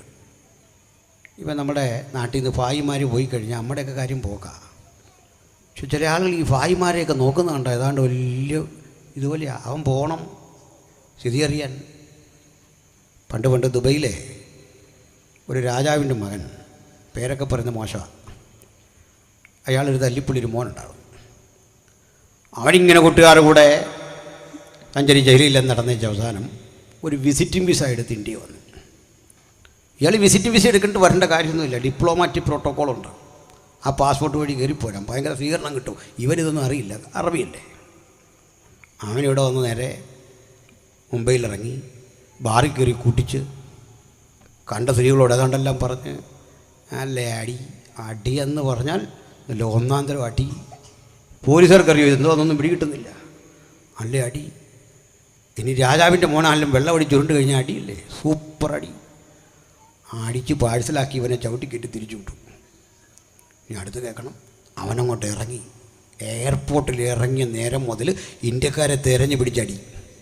കാരണം അവൻ്റെ രാജ്യമാണ്, എന്തിനാന്നൊരു പിടിയില്ല. അടി മടുത്തു. രാജാവ് മടുത്തു. ആകപ്പാടെ അറിഞ്ഞു വിവരം. രാജാവ് പറഞ്ഞു, ആവശ്യത്തിന് ഭക്ഷ്യസാധനങ്ങളുമായി എല്ലാവരും വീട്ടിൽ കയറിക്കോണം, റൂമുകളിൽ കയറിക്കോണം, പുറത്തിറങ്ങൽ കർഫ്യൂ. 3 days കർഫ്യൂവാണ്. പിന്നെയും കർഫ്യൂ നീട്ടി. അങ്ങനെ ഇരിക്കെ രാജാവും ഈ പയ്യനും കൂടെ ഈ നാടൊന്ന് കാണാൻ വേണ്ടി ഇറങ്ങി. കുറേ ദൂരം യാത്ര ചെയ്തു. പച്ചവെള്ളമൊക്കെ തീർന്നു, കുപ്പിവെള്ളം. ഇപ്പോൾ നോക്കിയിട്ട് കടകമ്പോളങ്ങളൊന്നും ഇല്ല. കണ്ട് അവന് ചായ വേണം, കാപ്പി വേണം, കടകളില്ല. അവസാനം രാജാവ് പറഞ്ഞു, എന്താ സംഭവിച്ചതെന്ന് നിനക്കറിയോ? ഇല്ല, ഇന്ത്യക്കാരൻ കടയടച്ചു, നിനക്ക് കുടിക്കാൻ കിട്ടത്തില്ല, ആഹാരം കിട്ടത്തില്ല. അവന് ബോധം വന്നപ്പോൾ പറഞ്ഞു, ഇവിടെ നിൻ്റെ രാജ്യം ഇതുപോലെ മരുഭൂമിയായിരുന്നു, അതിനെ ഇത്തരത്തിലാക്കിയത് ഇന്ത്യക്കാരൻ്റെ വിയർപ്പാ, നിനക്കെന്താ പറ്റിയേ? അവസാനം അവൻ കഥ പറഞ്ഞു. ഇത്രയേ ഉള്ളൂ, ഞാൻ ക്രമീകരിക്കാം. രാജാവ് അവനെ ഇന്ത്യയിലേക്ക് വിട്ടു. ഇന്ത്യയിലേക്ക് ഡിപ്ലോമാറ്റിക് പ്രോട്ടോക്കോളെല്ലാം പാലിച്ച് ആ പാസ്പോർട്ടിൽ ഇവിടെ വന്നിറങ്ങിയപ്പോൾ പഴയ പോലീസ് സല്യൂട്ട് അടിക്കുന്നു. ചുവപ്പൻ പരവതാനി ഇട്ട് കൊടുത്തു. ഇവന് നല്ല രാജ്യത്തിൻ്റെ സ്വീകരണങ്ങൾ ഏർപ്പെടുത്തി, വലിയ വാദ്യമേളങ്ങൾ കൊണ്ടുവന്നു. അപ്പം ചെല്ലേണ്ട പോലെ ചെന്നില്ലേ, ആ അടി ഉറപ്പാണ്. മര്യാദയ്ക്ക് വന്നാൽ സ്വീകരണം ഉറപ്പാണ്. മനസ്സിലായ കാര്യങ്ങളുടെ കിടപ്പ്. ഭായിമാരിവിടെ ഇട്ടിട്ട് പോയാൽ നമ്മുടെ കാര്യം പോകയാ. അതൊക്കെ സമ്മതിച്ചു കൊടുത്തേക്ക്. വസ്തുതയാ. ചിതറിപ്പാർത്ത ജൂതൻ അവൻ്റെ അത്യധ്വാനം കൊണ്ട് പണിയെടുത്ത് സമ്പത്തുണ്ടാക്കി കഴിഞ്ഞപ്പോൾ ലോകം അവനെ പകച്ചു. ഈ പകയ്ക്ക് പിന്നിൽ അന്നത്തെ ക്രൈസ്തവരുടെ അവിവേകം ഒരു കാരണം. ഒട്ടേറെ സാമൂഹിക സാഹചര്യങ്ങൾ അതിന് കാരണമായി. ഈ പകയും വിദ്വേഷവും ഒക്കെ വളർന്ന ഘട്ടത്തിൽ വളരെ ദാരുണമായി അവർക്ക് മീതെ ലോകം പീഡനമുറകൾ ചാർത്തി. ആ പീഡനമുറകളൊക്കെ പൊതുജന സമക്ഷം പ്രസംഗിച്ചുകൂടാ. കൊച്ചുകുട്ടികളോടൊക്കെ കാട്ടി അനീതി വലുതായിരുന്നു. ജൂതനെ കണ്ടാൽ, അവൻ്റെ കുട്ടിയെ കണ്ടാൽ ശപിക്കപ്പെട്ടവനെന്ന് പറയും. കാരണം നീ യേശുവിനെ ക്രൂശിച്ചു എന്ന കുറ്റം ചുമത്തിക്കൊണ്ട് ആക്ഷേപിക്കുന്ന സ്ഥിതിവിശേഷമുണ്ടായി. ജൂത കുട്ടികൾ ക്ലാസ്സിലിരിക്കുമ്പോൾ ആ കുട്ടികളോട് വിവേചനപരമായി പെരുമാറി. ആ പിഞ്ചോമനകളുടെ കരളലിയിക്കുന്ന നിരവധി സംഭവങ്ങളുണ്ടായി. അവർ പഠിച്ചു മിടുക്കരായി എ ഗ്രേഡ് നേടിയാലും പറയും നിങ്ങൾ കോപ്പി അടിച്ചവരാ, നിങ്ങൾ കോപ്പി അടിച്ച് നേടിയതാ. കോപ്പി അടിച്ച പുള്ളികൾ ഡോക്ടറേറ്റ് എടുക്കുന്ന കാലം ആലോചിച്ച് നോക്കി. അന്നേരം ആ ജൂതന്മാരും വളരുമ്പോൾ അത് ശരീരപീഡയായി മാറുന്നുണ്ട്. പിഞ്ചോമനകളുടെ ശരീരത്തിലേക്ക് മാരക രോഗങ്ങളുടെ അണുക്കളെ കുത്തിവെച്ചിട്ട് ക്യാൻസർ പോലെയുള്ള രോഗങ്ങളെ കുഞ്ഞു കുട്ടികളിൽ കൃത്രിമമായി സന്നിവേശിപ്പിച്ചിട്ട് ആ ശരീരം കീറിമുറിച്ച് പഠിക്കുന്ന സ്ഥിതിവിശേഷമുണ്ടായി. മനുഷ്യന്റെ തൊക്കുരിഞ്ഞെടുത്ത് അത് വാനിറ്റി ബാഗുകളായി ഉപയോഗിക്കുന്ന പരിസ്ഥിതി ഉണ്ടായി. ഹിറ്റ്ലറും മറ്റും നടത്തിയ നരനായാട്ടുകൾ മണിക്കൂറുകൾ നിന്ന് പ്രസംഗിക്കേണ്ടതാണ്. ഇറ്റലിയിലും ജർമ്മനിയിലും റഷ്യയിലും യഹൂദന്മാർ ദാരുണമായി പീഡിപ്പിക്കപ്പെട്ടു. ഈ പീഡകൾ ശക്തിപ്പെട്ടിരിക്കുന്ന വേളയിൽ അമേരിക്ക പോലുള്ള രാജ്യങ്ങളിൽ, കേരളം പോലുള്ള ഇടങ്ങളിൽ ഒക്കെ അവർക്ക് ശാന്തിയും സമാധാനവും ഉണ്ടായിരുന്നു. അവർക്കുള്ള ജീവിത സാഹചര്യങ്ങളെ അംഗീകരിച്ചു കൊടുക്കുന്ന വ്യവസ്ഥകൾ ഇവിടെ നിലനിന്നിരുന്നു. അങ്ങനെ ഇരിക്കുന്ന വേളയിൽ വിയന്നയിൽ കൂടിയ യഹൂദന്മാരുടെ ഒരു സമ്മേളനം ഈ വേദനകൾ പങ്കിട്ടു. വേദനകൾക്കൊടുവിൽ ആളുകൾ പറഞ്ഞു, നമ്മളിങ്ങനെ പ്രമേയം പാസാക്കി പോകുന്നതിനേക്കാൾ നല്ലത് പ്രായോഗികമായി വല്ലതും ചെയ്യണം. എന്താ പ്രായോഗികം? അവ പറഞ്ഞു, നമ്മുടെ സമശിഷ്ടങ്ങൾ ലോകത്തിൻ്റെ പലയിടങ്ങളിൽ ഞെരുങ്ങിക്കഴിയുന്നു. നാം ഒരുമിച്ചൊരു സ്ഥലത്ത് പാർത്താൽ ഈ പ്രതിസന്ധി മാറും. അതുകൊണ്ട് നമുക്കൊരുമിച്ച് പാർക്കാൻ ഒരു ജില്ല വില കൊടുത്തു വാങ്ങണം. അതിനുള്ള പണമുണ്ട്. പലരോടും അപേക്ഷ വെച്ചിട്ടും ആരും ജില്ല കൊടുക്കുകയില്ല, ഒരു പഞ്ചായത്ത് പോലും കൊടുക്കുകയില്ല. അവസാന ഘട്ടം അവർ തീരുമാനിച്ചു, നമുക്കൊരു സ്ഥലമുണ്ട്, സഹസ്രാബ്ദങ്ങൾക്കപ്പുറത്ത് നമ്മുടെ പൂർവികരെ ഇറക്കിവിട്ട പാലസ്തീൻ എന്നറിയപ്പെടുന്ന ഇസ്രയേൽ, അത് തിരിച്ചു കിട്ടണം. ഓട്ടോമൻ തുർക്കികളുടെ കൈവശമിരിക്കുന്ന സ്ഥലമാണ്. അതത്ര എളുപ്പമല്ല. പക്ഷെ ഒരു വഴിയുണ്ട്. തുർക്കികളുടെ രാജാവായ ഹുസൈൻ ചക്രവർത്തിയെ കണ്ട് ചോദിക്കുന്ന പണം കൊടുത്ത് ഈ 120 മൈൽ വിസ്തൃതി വരുന്ന ഭൂപ്രദേശം നമുക്ക് സ്വന്തമാക്കാം. നിവേദക സംഘം ഹുസൈൻ ചക്രവർത്തിയുടെ അരികിൽ ആവശ്യകത ഉന്നയിച്ചു. ചക്രവർത്തി കേട്ടു. ശാന്തനായി കേട്ടിട്ട് പറഞ്ഞു, തരാം, പണമൊന്നും വേണ്ട, നിങ്ങൾക്കൊരു രാജ്യമൊക്കെ ഉണ്ടാകണമല്ലോ. പക്ഷേ നിവേദക സംഘത്തിൽ വന്നവരോട് ചോദിച്ചു, നിങ്ങൾ ഈ ഒലിവുമല കണ്ടിട്ടുണ്ടോ? ഉവ്വ്, ചിലരൊക്കെ അവിടെ പോയിട്ടുണ്ട്. ഓ, ഒലിവുമലയുടെ മുകളിൽ നിന്നങ്ങ് വടക്കോട്ട് നോക്കിയിട്ടുണ്ടോ? ഉണ്ട്. എന്ത് കാണാം? മനോഹരമായ ഗലീലിയ തടാകം. ആ തടാകത്തിൽ ഒഴുകുന്നൊരു നീരൊഴുക്ക് അറിയാം, യോർദാൻ. അത് ചാവുകടലിൽ പതിക്കും. സമുദ്രനിരപ്പിൽ നിന്ന് ഏതാണ്ട് 1/2 കിലോമീറ്റർ താഴെ അത് കിടക്കുന്നത്. കണ്ടിട്ടുണ്ടല്ലേ? ആണെങ്കിൽ ഈ ഗലീലയിലെ വെള്ളം അല്ലെങ്കിൽ യോർദാനിലെ വെള്ളം രണ്ടും ഒന്ന് തന്നെയാണ്. ഗലീലയിൽ നിന്നാണ് യോർദാൻ ഉത്ഭവിക്കുന്നത്. എന്നെങ്കിലും ഒലിവുമലയുടെ മീതെ കയറുന്ന ഒരു കാലം വന്നാൽ അന്ന് തരാം. എന്താ മനസ്സിലായി? എന്താ മനസ്സിലായിരുന്നു? എന്നാണെന്ന് ചോദിച്ചാൽ നമ്മളവിടെ പിന്നെയും തിരിഞ്ഞു വയ്ക്കും. പക്ഷെ അമ്മാർക്ക് മനസ്സിലായി കളിയാക്കുകയെന്ന്. 10-600 അടി താഴ്ചയിലെ വെള്ളം ഒഴുകി എൻ്റെ മുകളിൽ കയറുമോ? നമ്മൾ ഈ ഡിസംബർ 31 രാത്രി തീരുമാനം എടുക്കുന്ന പോലെ ഉള്ളത് നടക്കാൻ പോകുന്ന കാര്യമൊന്നുമല്ല. ചക്രവർത്തിയുടെ വാക്ക് കേട്ടൊരു പയ്യൻ, ഒരു സ്റ്റുഡൻ്റ് ഉണ്ടായിരുന്നു, യൂണിവേഴ്സിറ്റി സ്റ്റുഡൻറ്റ്. അവൻ പറഞ്ഞു, പ്രഭു കളിയാക്കണ്ട, ഞങ്ങളുടെ ആവശ്യകതയുടെ ഗൗരവം വെച്ച് നോക്കുമ്പോൾ ഇത് സാധിക്കും എന്ന് വിശ്വസിക്കാനാണ് ഞങ്ങൾക്കിഷ്ടം. ആട്ടെ, നിങ്ങൾ വിശ്വസിക്കുന്നുണ്ടോ? ഇതിലൊരു 15 അടി പൊക്കമുള്ളൂ ഈ സ്റ്റേജിന്, അല്ലെ 20 കുട്ടിക്ക്. അപ്പോൾ 600 അടി പൊക്കം ചിന്തിക്കോ? അവിടെ കേട്ടണ ഈ വെള്ളം പ്രാർത്ഥിച്ചാലും തയ്യാറുണ്ടോ? കാര്യം നടക്കണ്ടേ? അവർ പോയി. തിരിച്ചുപോയി. അവിചാരിതമായി പൊട്ടിപ്പുറപ്പെട്ട ഒന്നാം ലോകമഹായുദ്ധം. രണ്ട് ശാക്തികചേരികളായി ലോകം പോരാടുന്നു. റഷ്യയും അമേരിക്കയൊക്കെ ഒന്നിച്ച ബ്രിട്ടനുമൊക്കെ അടങ്ങുന്ന സേന, മറുഭാഗത്ത് ഇറ്റലിയും ജർമ്മനിയും ഒക്കെ. യുദ്ധം അതിൻ്റെ ക്ലൈമാക്സിലെത്തുമ്പോൾ ആദ്യമൊക്കെ ബ്രിട്ടൻ ജയിച്ചു. മുന്നേറിക്കൊണ്ടിരുന്ന ബ്രിട്ടന് തിരിച്ചടി ഭവിച്ചു തുടങ്ങി. കാരണം കനത്ത തണുപ്പിൽ ബ്രിട്ടീഷ് പട്ടാളം കൈകാര്യം ചെയ്യുന്ന സ്വാഭാവിക വെടിമരുന്നിന് വീര്യം കുറയുന്നു. തണുപ്പാ. പരാജയം മണത്ത ബ്രിട്ടൻ അവസാനം ഒരു യഹൂദ സയൻറ്റിസ്റ്റിൻ്റെ സഹായം തേടുന്നു.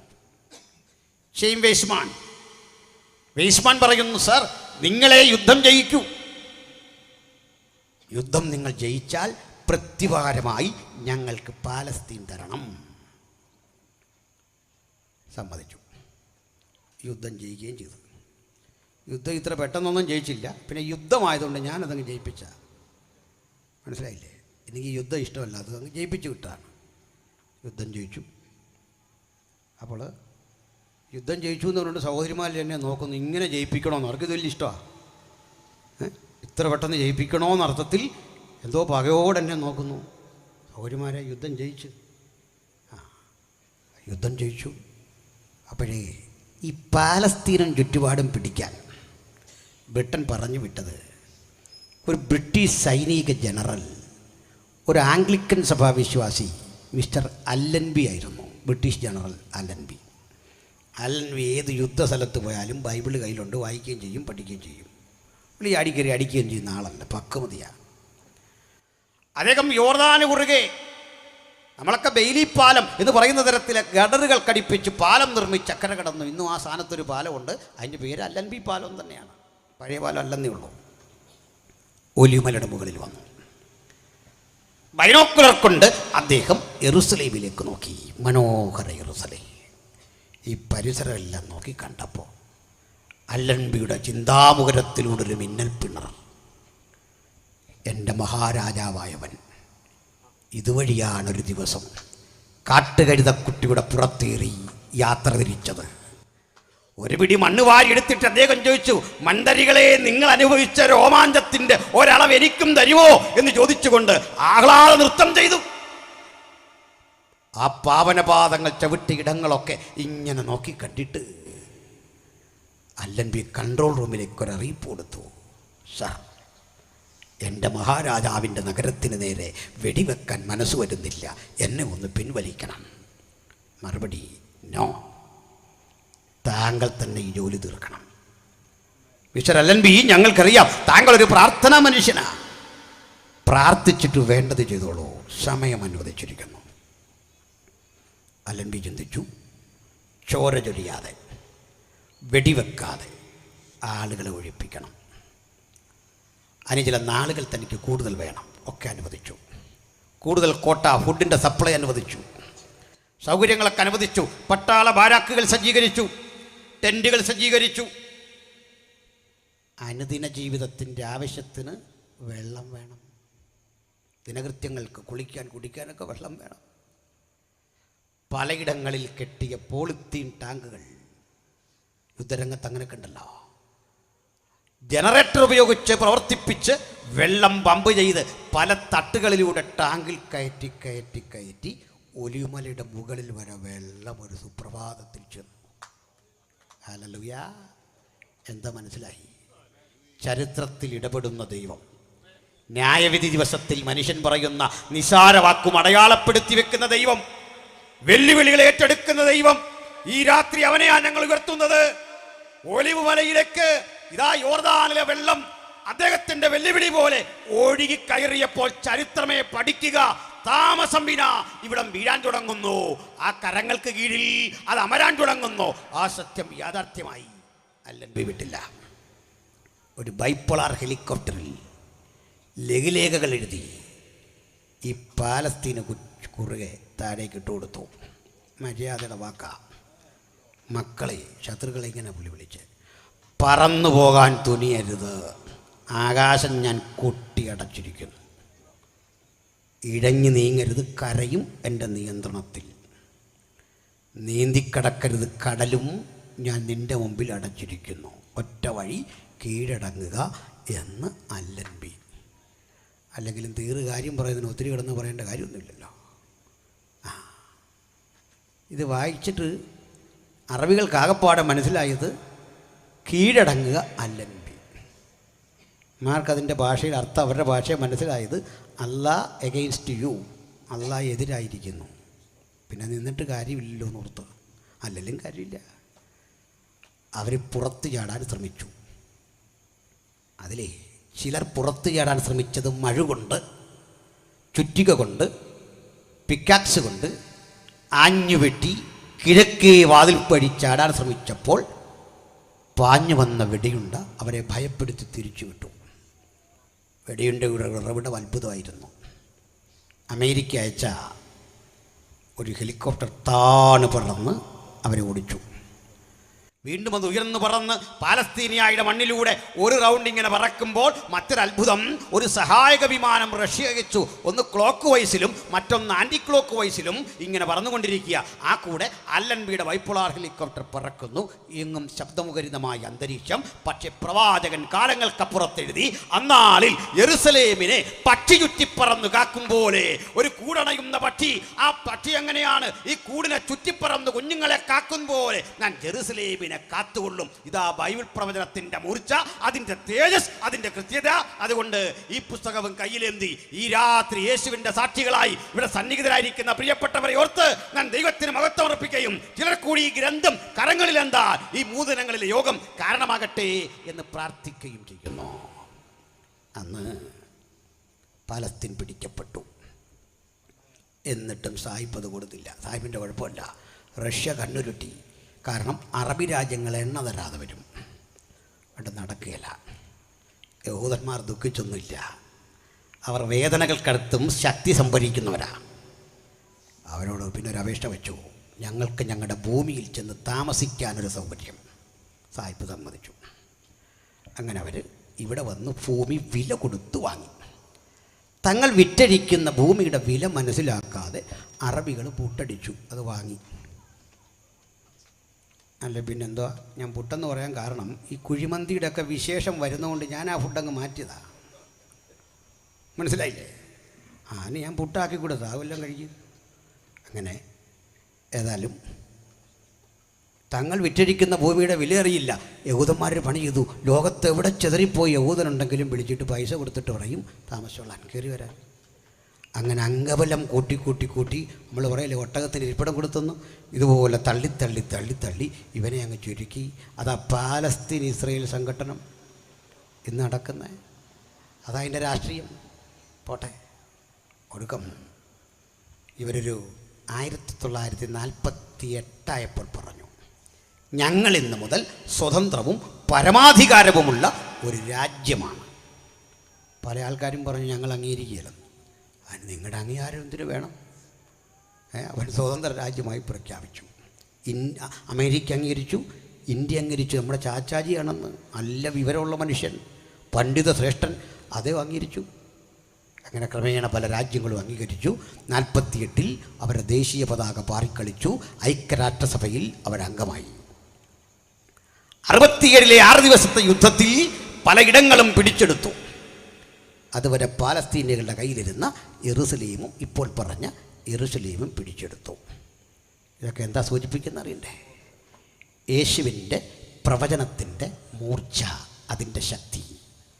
ആ നാവ് കൊണ്ട് അവൻ നമ്മോട് പറയാൻ പോകുന്നത്, നീ സന്തോഷമായിരിക്കാൻ, നീ സമാധാനമായിരിക്കാൻ, നീ സൗഖ്യമായിരിക്കാൻ അവിടുന്ന് പറഞ്ഞാൽ ആ വാക്കിൻ്റെ വിലയതാ. ഞാൻ ഉപസംഹരിക്കുമ്പോൾ ഒന്ന് പറയാം. ഇത്തരത്തിൽ കാണുന്ന പ്രവചനങ്ങളുടെ നിവൃത്തി ഒരു കാര്യം ചിന്തിക്കാൻ ഭക്തനെ പ്രേരിപ്പിക്കുന്നു. അവൻ പോയതുപോലെ ഒരു ദിവസം മടങ്ങി വരും. തനിക്കായി കാത്തിരിക്കുന്ന തിരുസഭയെ തൻ്റെ മാറോടണയ്ക്കും. ആ തിരുസഭയെ മാറോടണച്ച് ജയാളിയായി യേശു തൻ്റെ പാദങ്ങൾ അക്ഷരാർത്ഥത്തിലൂന്നി ഈ മണ്ണിലൂടെ യാത്ര ചെയ്യും. സഹോദരങ്ങളെ, ഏതാണ്ട് 1000 ഫുട്ബോൾ കോർട്ടിൻ്റെ വലിപ്പമുള്ള സമാന്തരമായി നിവരേ കിടക്കുന്ന സ്ഥലമുണ്ട് യഹോശാഫാത്ത് താഴ്വര. 1000 ഫുട്ബോൾ കോർട്ട് കിടന്നാൽ എങ്ങനെ ഇരിക്കും? ഒരറ്റം മുതൽ അങ്ങേ അറ്റം വരെ കാണാവുന്ന വിധത്തിൽ കിടക്കുന്ന താഴ്വര. ലോകത്തിലെ ഏറ്റവും വലിയ അഭിമുഖ യുദ്ധത്തിന് കളമൊരുങ്ങുന്ന ഇടം. അവിടെ വെച്ച് എതിർ ക്രിസ്തുവിനെ ഉമിണ്ണു തോൽപ്പിച്ചുകൊണ്ട് ജയാളിയായ ക്രിസ്തു ഒലിവുമലയിൽ പ്രവേശിക്കും. ഒലിവുമലയിൽ പ്രവേശിക്കുമ്പോൾ പണ്ടവൻ്റെ പാവനപാദങ്ങൾ ചവിട്ടി നിന്ന ആ ഭൂമിയിൽ ഇന്നവനെ താങ്ങാൻ ത്രാണിയില്ലാതെ ഒലിവുമല രണ്ടായി പിളരും. ജയാളിയായി രാജാതിരാജാവായി അവകാശം പ്രാപിച്ച് അധികാരം പ്രാപിച്ചു വന്ന തേജോമയനായ ദൈവപുത്രനെ കാണുമ്പോൾ ആ ഭൂമിക്ക് നിൽക്കാനാവതില്ലാതെ ഒലിവുമല രണ്ടായി പിളരും. ഒരു താഴ്വര സംജാതമാകും. അതിലൂടെ തൻ്റെ പരിശുദ്ധ കാന്തയെ മാറോടടുക്കി പിടിച്ചുകൊണ്ട് കാന്തൻ ജയാളിയായി വരുന്ന രംഗം കണ്ടിട്ട് ഉത്തമഗീതക്കാരൻ ചോദിക്കുന്നത്, മരുഭൂമിയിൽ നിന്ന് പ്രിയന്റെ മേൽ ചാരി വരുന്ന ഇവൾ ആരാ? മോഹനരൂപിയായ ആ തിരുസഭയുടെ ഭാഗമാകാൻ യേശുവിന്റെ രക്തത്താൽ വീണ്ടെടുക്കപ്പെട്ട് രക്ഷാനുഭവം പ്രാപിച്ച് പിതാവിൻ്റെയും പുത്രൻ്റെയും പരിശുദ്ധാത്മാവിൻ്റെയും നാമത്തിൽ നിമജ്ജന സ്നാനം കഴിച്ച് ആ വരവിന് വേണ്ടി അവലോടെ കാത്തിരിക്കുന്ന ദൈവ മക്കളെ ഓർത്തുകൊണ്ട് ഞാൻ ദൈവത്തെ സ്തുതിക്കുന്നു. ആ പദ്ധതിക്ക് പുറത്ത് ഒരാളെങ്കിലും ഈ കേട്ട ദൈവജനത്തിന്റെ അടിസ്ഥാനത്തിൽ നിൽക്കുന്നെങ്കിൽ ഇന്നാളിൽ നിന്റെ സമാധാനത്തിനുള്ളത് നീയും കരുതിയിരുന്നെങ്കിൽ കൊള്ളായിരുന്നോ. യേശുവിന്റെ കൃപ നിങ്ങളുടെ മീതെ വ്യാപരിക്കട്ടെ. ജയാളിയായവൻ കിദ്രോൻ തോട് കടന്ന് ജെറുസലേമിനെ ലക്ഷ്യമാക്കി കോടാനുകോടി വിശുദ്ധഗണങ്ങളും ദൂതസഞ്ചയവുമായി അകത്തേക്ക് പ്രവേശിക്കുമ്പോൾ അവൻ്റെ പാദസ്പന്ദനം കേൾക്കുമ്പോൾ അഭിമാനപൂരിതമാകുന്ന മറ്റൊരു സംഭവം ഉണ്ടാകും. അനവധി സഹസ്രാബ്ദങ്ങളായി അടഞ്ഞു കിടക്കുന്ന യെരുസലേമിൻ്റെ വാതിൽ രണ്ടായി നെടുക പിളർന്ന് തുറന്ന് യേശു അകത്തേക്ക് പ്രവേശിക്കുന്ന രംഗം കണ്ടിട്ട് സങ്കീർത്തനക്കാരൻ ആത്മാവിൽ പാടുകയാണ്, വാതിലുകളെ നിങ്ങളുടെ തലകളെ ഉയർത്തുവിൻ, പണ്ടേയുള്ള കഥകളെ ഉയർന്നിരിപ്പീൻ, മഹത്വത്തിന്റെ രാജാവ് പ്രവേശിക്കട്ടെ. മഹത്വത്തിന്റെ രാജാവാർ ബലവാൻ ധീരരുമാകുന്ന യഹോവ, അവനത്രേ നമ്മുടെ രാജാവ്. ദൈവം സർവഭൂമിക്കും രാജാവാകുന്നു. ഒരു ചാതുര്യ കീർത്തനം പാടുവീൻ. അവൻ സ്ഥാപിക്കുന്ന സഹസ്രാബ്ദയുഗം അത് നിത്യതയുടെ തുടക്കം മാത്രം. അങ്ങനെ നമ്മുടെ ചിന്ത ഈ പാതി വഴിയിലെത്തിച്ച് ഞാൻ പര്യവസാനിപ്പിക്കാൻ ബാധ്യസ്ഥനാകുന്നു. അവിടുന്ന് നമ്മുടെ അവസാനം നിത്യതയുടെ അങ്ങേയറ്റം എന്ന് പറയാവുന്ന പുതിയ യെരൂശലേം എന്ന മഹാനഗരം, ആ മഹാനഗരത്തിലും എന്നെ ആനന്ദിപ്പിച്ച ഒരു കാര്യം അത് പറഞ്ഞ് നിർത്താം. ഒരു മിനിറ്റ് കൂടി. എനിക്ക് ഈ സ്വർഗത്തെക്കുറിച്ച് കേൾക്കുമ്പോൾ ഉള്ള ഇഷ്ടം പലയിടത്തും ഞാൻ പറയാറുണ്ട്. അവിടെ നമുക്ക് ഒത്തിരി കിരീടവും ഒത്തിരി സാധനങ്ങളും ഒക്കെ ഉണ്ടെന്നാണ് പ്രസംഗിച്ച് കേൾക്കുന്നത്. ഇപ്പം എന്നെ സംബന്ധിച്ചിടത്തോളം പറഞ്ഞാൽ ഈ കിരീടമൊന്നും കിട്ടിയില്ലെങ്കിലും അതിൽ പരാതിയുള്ള ഒരാളല്ല. ഇപ്പോൾ എനിക്കൊരു കിരീടം ഇല്ല. ഇപ്പോൾ എന്തോ ചെയ്യുന്നു? ഒരു പരാതി എനിക്കില്ല. പിന്നെ നിങ്ങൾക്കെല്ലാം ഓരോന്ന് കിട്ടുമ്പോൾ പഴയതൊരെണ്ണം നമുക്ക് കിട്ടിയാൽ തിരക്കേടില്ല. ഉപയോഗിച്ച് വല്ല പഴയ സാധനം വല്ല ഉണ്ട് ഒരെണ്ണം എല്ലാവരും വെക്കുന്നല്ലേ, ഇരിക്കട്ടെ ഒരെണ്ണം, അത്രേ ഉള്ളൂ. കാരണം ഈ സ്വർഗത്തെ സ്വർഗമാക്കുന്നത് നമ്മുടെ സന്തോഷവും തങ്കത്തിരുവീതിയല്ല. സ്വർഗത്തിൻ്റെ മഹത്വം പളുങ്ക് കടലല്ല, ശുദ്ധ പളുങ്കിനൊത്ത കണ്ണാടിക്കടലല്ല, 24 മൂപ്പന്മാരും അവരുടെ പാട്ടുമല്ല. സ്വർഗത്തെ സ്വർഗമാക്കുന്നത് യേശുക്രിസ്തുവിൻ്റെ സാന്നിധ്യമാണ്. സംഗീതനക്കാരൻ പറയുക, സ്വർഗത്തിലും നിന്നെ അല്ലാതെ ഞാൻ മറ്റൊന്നും ആഗ്രഹിക്കുന്നില്ല. കിരീടമൊക്കെ അവിടെ ഇരിക്കട്ടെന്ന്. വർഷങ്ങളായി കാത്തിരിക്കുന്ന കാന്തനെ തേടി കാന്ത നെടുമ്പാശ്ശേരി ചെല്ലുമ്പോൾ പാഴ്സലാണോ വലിയ കാര്യം? കാന്ത എന്ന് പാഴ്സലിൻ്റെ മണ്ട വീണ അവളെപ്പോലെ വിവരം കെട്ട പെണ്ണുണ്ടോ? പാഴ്സലിൽ എന്തെങ്കിലുമൊക്കെ ഇരിക്കട്ടെന്ന്. നമുക്ക് കാന്തന വില പിടിപ്പുള്ള, നമുക്ക് കാന്തന് വില കൽപ്പിക്കാം. സ്വർഗത്തിലും എൻ്റെ പ്രശംസ നീയാണ്. ആ പാട്ട് പാടുന്ന സഹോദരർക്ക് വേണ്ടി കൂടെ പറയാം ഒരു കാര്യം. എൻ്റെ പൊന്നു സഹോദരന്മാരെ, ഇവിടെ പാടുന്ന പല പാട്ടും നമുക്ക് വേണ്ട. അവിടെ ചെല്ലുമ്പോൾ കണ്ടിയിടും അത് അന്ന് വേണ്ട. നമ്മൾ കണ്ടല്ലോ, കർത്താവ് ദാൻ ഗംഭീരനാഥം, അതും വേണ്ട. ഒത്തിരി പാട്ട് പോകും. പിന്നെന്താ നമ്മൾ പാടണ്ടേ? സ്വർണ്ണത്തെരുവീതിയെപ്പറ്റി ഞാൻ പറയാം അല്ലെന്ന്, അതൊന്നും ഒരു ഘടകമല്ലെന്ന്. അതവിടെ കിടക്കട്ടെ. പളുങ്കുന്ന കടൽ തീരത്തിരുന്ന് ഞാൻ എൻ്റെ, അതിൽ കുറേ അർത്ഥമൊക്കെ ഉണ്ട്. അതൊന്നും അല്ല കാര്യം. ഭൂമിയിൽ നമ്മൾ സ്വർഗത്തെ പ്രകീർത്തിച്ച് പാടുമ്പോൾ സ്വർഗത്തിലെ പാട്ട് പക്ഷേ ഭൂമിയെക്കുറിച്ചാണ്. നിങ്ങൾക്കറിയോ, ഭൂമിയിലെ ഒരു സംഭവമാണ് സ്വർഗത്തിലെ ഹിറ്റ് സോങ്. ഇപ്പോഴേ പഠിച്ചോണം. സ്വർഗത്തിലും ആവേശഭരിതരായി അവർ പാടുന്ന പാട്ട് പളുങ്ക് കടലോ ഈ കിരീടം കിട്ടുന്നൊന്നുമല്ല. അവർ കിരീടം പോലും താഴെ വെച്ച് പോകും. ഒരു പാട്ട് കിട്ടുമ്പോൾ ഈ പ്രതാപം എല്ലാം കൂടെ വേണ്ടെന്ന് വെച്ചിട്ട് തുള്ളിച്ചാടി വല്ലാത്ത ബഹളം വെക്കുന്നൊരു പാട്ടുണ്ട്. എന്നറിയണ്ടേ? അറുക്കപ്പെട്ട കുഞ്ഞാടേ, നിനക്ക് മഹത്വം. നീ അറുക്കപ്പെട്ടു. നിന്റെ രക്തം കൊണ്ട് സകല ഗോത്രത്തിലും സകല ജാതിയിലും ഭാഷയിലുമുള്ള ഞങ്ങളെ ദൈവത്തിനായി വിലക്കി വാങ്ങി. സ്വർഗത്തിലെയും അഭിമാന ചിഹ്നം യേശുവിൻ്റെ ക്രൂശാണ്. ആ ക്രൂശിൽ നിന്ന് പുറപ്പെടുന്ന പുണ്യാക രക്തത്തിൽ അഭയപ്പെട്ടുകൊണ്ട് നമുക്ക് പറയാം, എനിക്കോ നമ്മുടെ കർത്താവായ യേശു ക്രിസ്തുവിന്റെ ക്രൂശിലല്ലാതെ പ്രശംസിക്കുവാൻ ഇടവരരുത്. ക്രൈസ്തവന്റെ കാലഘട്ടത്തിലെയും അഭിമാന സ്തംഭം ഈ ക്രൂശാണ്. ആ ക്രൂശ് ഉയർത്താം, ക്രൂശിക്കപ്പെട്ടവർ ഉയർത്താം. ഈ രാത്രി ആ ക്രൂശിതനെ, ക്രൂശിക്കപ്പെട്ടവനെ, അവൻ നമുക്ക് വിഭാവനം ചെയ്ത മനോഹരമായ നിത്യതയെ, ആ പ്രവേശന കവാടമായ അവന്റെ തിരുഹൃദയം പിളർന്നൊഴുകിയ ആ രക്തത്തെ അവലംബമാക്കി ജയമെടുത്ത് മടങ്ങാം. ഈ രാത്രി ഈ വചനങ്ങളാൽ തമ്പുരാൻ നമ്മെ ആശീർവദിക്കട്ടെ. ആമേൻ.